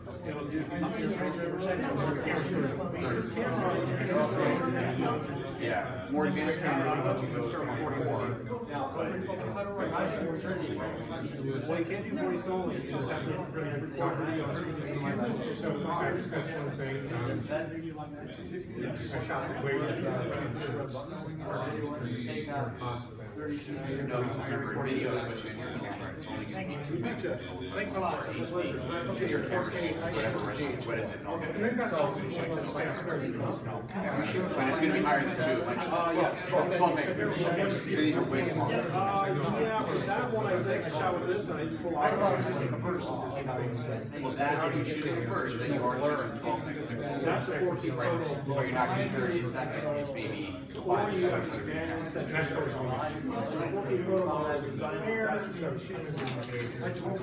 Well, 60 feet is going to be different. It's going to be much more. Okay, Am I missing something? That's what I know. you know what, the other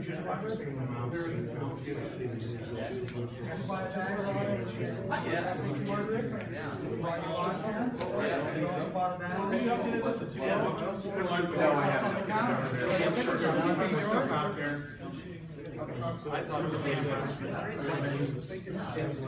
That's mine. Okay, so that's your camera. You left it on the counter. I thought it was in the bag. No.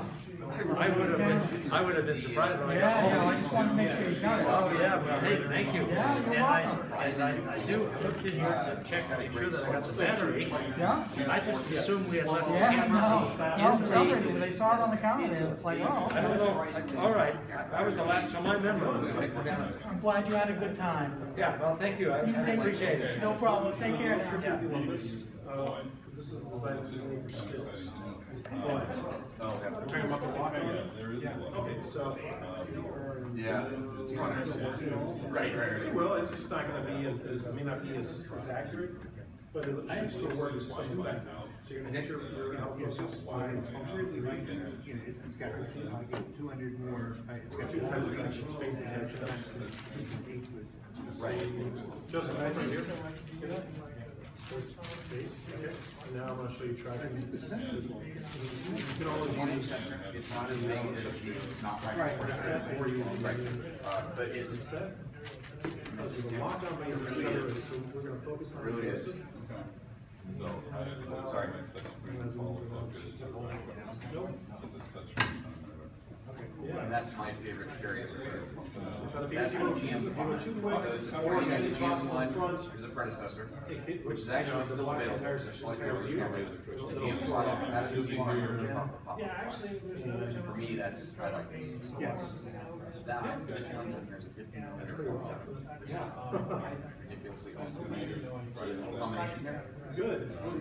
Now you can even design your own narrow. Beautiful.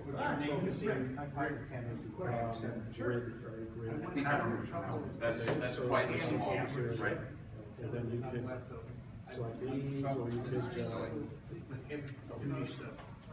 so that, take away. Might be durable. Yes. Select a certain number of. Yes, so now you can. You can even. Yeah. It's a great camera. It's like, that was pretty intense, like you can completely customize it, and now your focusing zones are set to that area. Yeah, but put a smaller lens on it. Yes. That is single focus, Wider. single focus, So that's this it lens. sees motion, will start to go continuous, or it'll switch to face. Right. And it'll see continuous focus. It's a good lens. Yeah. I don't like it because, I shouldn't say I don't like it, but I don't use it because you don't get that shallow depth. Oh, go ahead. I think you have. Oh, you pull handles this one? Yeah. Okay, very nice. But it's, this is a gorgeous lens. It's not just this one, but yeah, that's my favorite. So with the stills? Yeah, HDMI, but going from this into computer for HDMI, won't plug in one cord, right? It's something that's going to record. Sorry. That is kind of complicated. So there's a box you can buy, it's like $140. It's called a Blackmagic Pocket Cinema Recorder. It's a little box like this big with HDMI to Thunderbolt. And then you could save the uncompressed video to solid state drive. You're not going to use the internal drive because we're probably 60 gigs for about 50 gigs. Yes. But it's the highest quality that you'll get from your GH4. The other option, what I like to use is a Shogun by a company called Automus. So it's a screen, it's a large cinema screen, it's gorgeous, and it's got a solid state drive, and you go right from the HDMI into that. So we have a couple options there. You can record internally and externally, or you can record 10 gig video, which is the highest. Oh, you can come around? Oh, we're not giving away. It's not a deal with that. Yeah. And then disconnect that drive to. No, we're not. We don't have a bag. This is our last bag to give away. Yeah. Tomorrow's thing is just different. It's not an official stop of the tour because it's not a dealer. It's not a dealer tour. The dealers are. Yeah, do you have solid state drive? A little bit different tomorrow. We're gonna do the same show, but yeah, they asked us to come in as a last minute. It might be a little bit. We'll tell different jokes. Western digitals are basically. You're here. Come on. Awesome. Yeah. Traveling about. I've been with them. That's cool. I think I this trip I thought it wasn't quite working the same, and it was already kind of slow. It was like $90. So I bought. Yeah, it's got a little LED on it, just for video. They will do that. It's just a little add-on. It was like 2 terabytes for I think $279. And I've been editing the entire trip every day on that drive. Yeah, but the one's even better than that is solid state camera. I got a 736 gigs Thunderbolt, and that is incredibly big. Panasonic, X45. And of course, the price is very fast. That's the 1.2 versus wide and break mine, the 1.8 Olympus, which is way way.